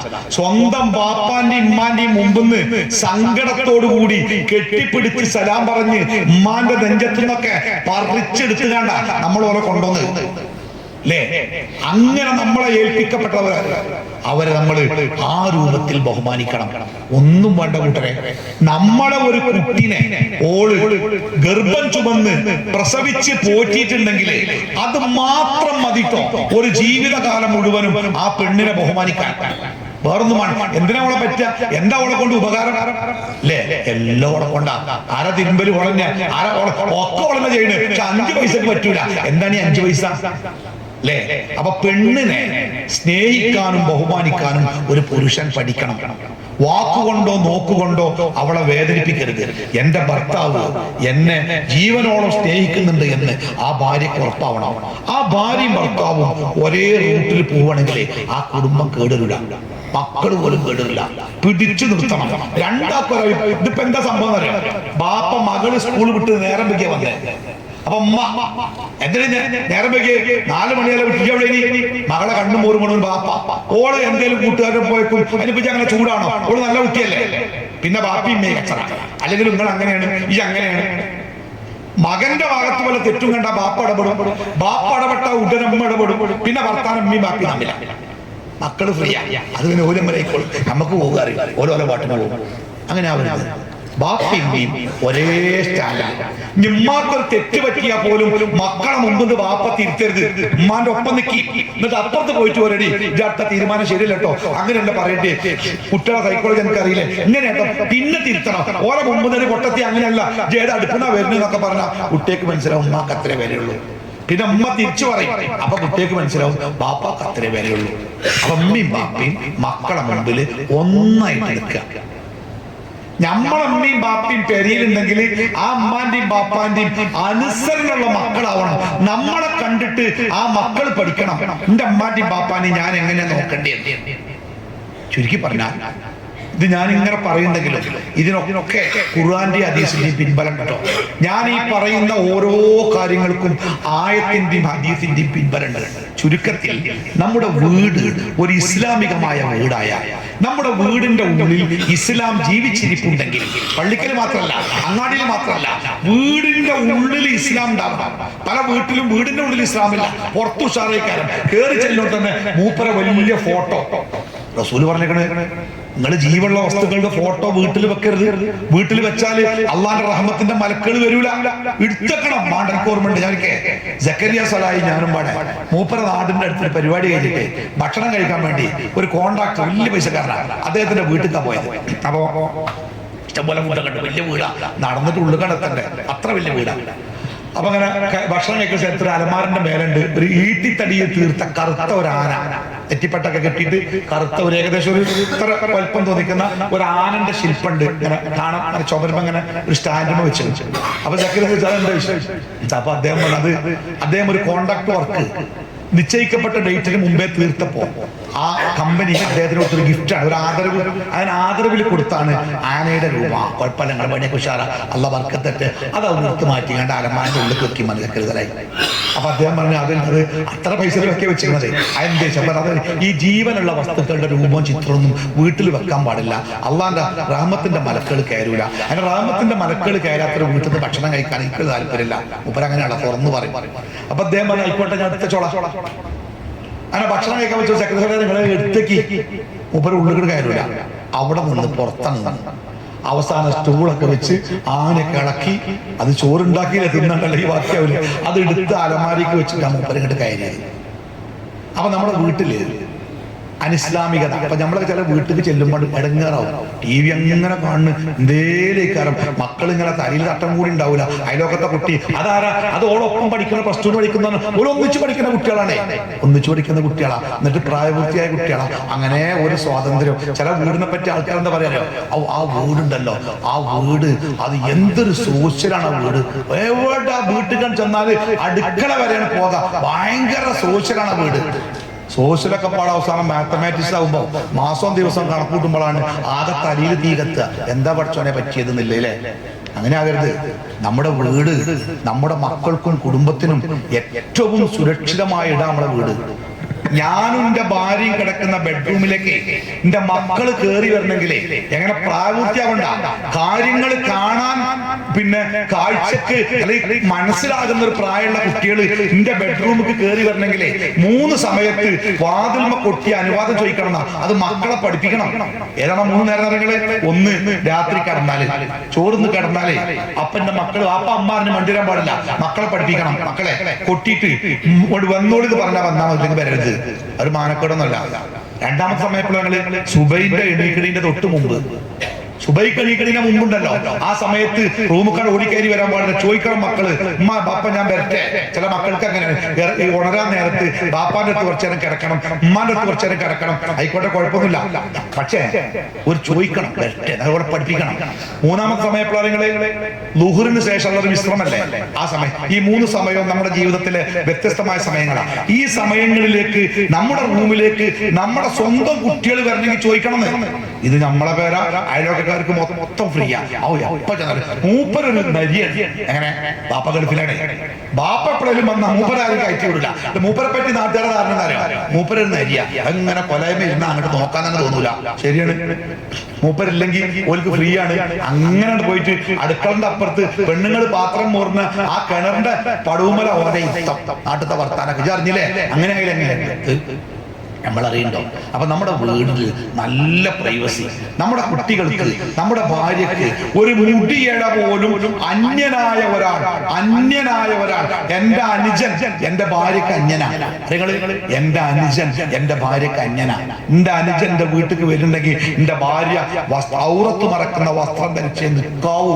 ഓരോ മുമ്പില് റസൂലുള്ളാഹിയോട് ഒരു സ്ത്രീ ചോദിക്കുകയാണ്, എന്റെ ഭർത്താവിന്റെ അടുത്ത കുടുംബക്കാരോട് ഞാൻ എന്ത് സമീപനം സ്വീകരിക്കണം? റസൂലുള്ളാഹിന്റെ മറുപടി, അൽഹമു മൗത്തുൻ. നിന്റെ ഭർത്താവിന്റെ അടുത്ത കുടുംബക്കാര് മരണമാണ് നിനക്ക്. മരണത്തെ നീ എങ്ങനെ ജാഗ്രതയോടെ കാണുന്നു അങ്ങനെ കാണണം. എന്താ കാരണം? ഈ ബാലാവകാശ കമ്മീഷന്റെ കീഴിലൊക്കെ ചില ക്ലാസ്സിന് പോകാറുണ്ട്. അപ്പൊ അവിടുന്ന് പഠിച്ച പാഠം കാര്യങ്ങള്, നമ്മുടെ കുട്ടികൾ ആണാവട്ടെ പെണ്ണാവട്ടെ അവർ ആദ്യമായി പീഡിപ്പിക്കപ്പെട്ടത് അങ്ങാടിയിലെ ഏതെങ്കിലും ചട്ടമ്പി പിടിച്ചോണ്ടിട്ടല്ല, അവനവന്റെ വീട്ടിലെ പ്രിയപ്പെട്ടവരോ ബന്ധുക്കളോ ഏറെ സ്നേഹിക്കുന്നവരോ നമ്മൾ ഏറെ വിശ്വസിക്കുന്നവരോ നമ്മുടെ വീട്ടിലും കുടുംബത്തിലും ഏറെ സ്വാതന്ത്ര്യമുള്ളവരോ ആണ് നമ്മുടെ മക്കളെ ആദ്യം പീഡിപ്പിച്ചത്. ഇസ്ലാമിന്റെ പദത്ര മനോഹരങ്ങള് ആ നിയമങ്ങളായി പാലിക്കണം, കൃത്യമായിട്ട് പാലിക്കണം. ആരെയും നമ്മൾ നല്ല ആൾക്കാരാവാം, നമുക്ക് ഏറ്റവും വേണ്ടപ്പെട്ടവരാവാം, കുടുംബത്തിലെ ഏറ്റവും വേണ്ടപ്പെട്ടവർ. പക്ഷെ മനുഷ്യന്മാരാ.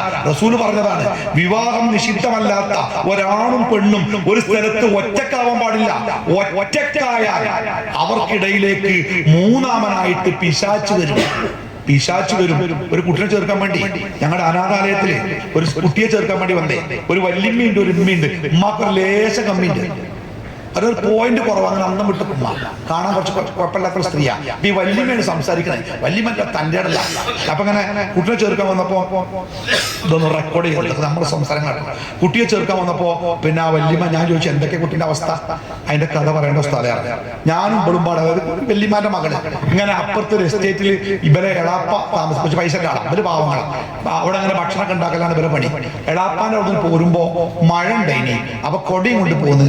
അപ്പൊ മഴ ചോരാൻ നേരത്ത് എളാപ്പ കൊട വേഗം കൊണ്ടുകൊടുക്കാൻ പറയാം. ഞാൻ ഇവിടെ ആ കൊട കൊണ്ടേ കൊടുത്ത എളാപ്പാന്റെ അവിടെ പറഞ്ഞ് ആ കൊട കൊണ്ടേ കൊടുക്കാൻ പോയത് അവസ്ഥ അതിലുണ്ടായതാണ് ഈ കുട്ടി അറിയാം. ആരുമില്ലാത്ത ഉമ്മ തന്റെ ബാപ്പാന്റെ ഈ കുട്ടിന്റെ ബാപ്പാന്റെ അനുജന്റെ അടുത്തേക്ക് വായ്പ വാങ്ങിയ കൊട കൊണ്ടേ കൊടുക്കാൻ വേണ്ടി ഇതൊന്ന് കൊണ്ടേ കൊടുത്തു പോവാന്ന് പറഞ്ഞയച്ചതാ. അതിലുണ്ടായതാണിത്. ഏതാ ലോകം പറയുന്നത്? അതാരും കുഴപ്പമില്ല. അള്ളാന്റെ ഹബീബിന്റെ കൃത്യമായ മുന്നറിയിപ്പുണ്ട്, രണ്ടാളും ഒറ്റക്കാവരുത്. ഒറ്റക്കായാൽ മൂന്നാമനായി പിശാച് വരും. പിന്നെ സംസാരം, നിശ്വാസം, ബന്ധങ്ങൾ, ഇടപാടുകൾ, അവിടെ ഒക്കെ പിശാച്. നിങ്ങൾ ചോദിച്ചു നോക്കി, ആ ഹദീസിന് വല്ല തെറ്റും പറയാൻ ആർക്കേലും പറ്റുമോ? അപ്പോ ശ്രദ്ധിക്കുക, നമ്മുടെ വീട്ടിൽ ഇസ്ലാം ഉണ്ടാവട്ടെ. നമ്മൾ എത്ര വളർന്ന് ഏത് പുരോഗതിയുടെ കൊമ്പത്തെത്തിയാലും നമ്മൾ മനസ്സിലാക്കുക, നമ്മുടെ വീടകം ഒരു മസ്കനാവണമെങ്കിൽ അതിന്റെ ഉള്ളിൽ അള്ളാഹുവിന്റെ നിർദ്ദേശങ്ങൾ ജീവനോടുകൂടി ജീവിക്കണം. അള്ളാഹു അനുഗ്രഹിക്കുമാറാവട്ടെ. ഈ വിശുദ്ധമായ മിനയിൽ വെച്ച് നമ്മൾ കേട്ട കാര്യങ്ങളൊക്കെ നല്ലതൊക്കെ ജീവിതത്തിൽ പകർത്താൻ അള്ളാഹു നമുക്ക് തൗഫീഖ് നൽകുമാറാവട്ടെ. മാറ്റങ്ങൾക്ക് വേണ്ടി നാളേക്ക് വേണ്ടി കാത്തു നിൽക്കാതെ കേൾക്കുന്ന സമയം തന്നെ അത് ജീവിതത്തിന്റെ ഭാഗമാക്കാൻ അള്ളാഹു നമുക്ക് തൗഫീഖ് നൽകുമാറാവട്ടെ. ചെയ്ത എല്ലാ സൽക്കർമ്മങ്ങളും പടച്ച റബ്ബ് ഏറ്റവും നല്ല കർമ്മങ്ങളായി സ്വീകരിക്കുമാറാവട്ടെ. ജീവനോളം സ്നേഹിക്കുന്ന നമ്മുടെ കുടുംബത്തെ നാളെ ജന്നാത്തുൽ ഫിർദൗസിൽ ഒരുമിച്ച് ചേർത്തു പിടിക്കാൻ അള്ളാഹു നമുക്ക് എല്ലാവർക്കും ഈമാനും ഇഖ്ലാസും പ്രദാനം ചെയ്യുമാറാവട്ടെ. നമ്മുടെ മക്കളൊക്കെ ജീവിക്കുന്നത് വളരെ അപകടകരമായ സാഹചര്യങ്ങളിലാണ്. അള്ളാഹു അവരെ നല്ല സ്വാലിഹായ മക്കളായി വളർത്തി വലുതാക്കി തരുമാറാവട്ടെ. റബ്ബനാ ആതിനാ ഫിദ്ദുനിയ ഹസന വഫിൽ ആഖിറതി ഹസനതൻ വഖിനാ അദാബന്നാർ വസല്ലല്ലാഹു അലാ മുഹമ്മദിൻ വഅലാ ആലിഹി വസഹ്ബിഹി അജ്മഈൻ. അൽഹംദുലില്ലാഹി റബ്ബിൽ ആലമീൻ. സമയം 6 മണി കഴിഞ്ഞ്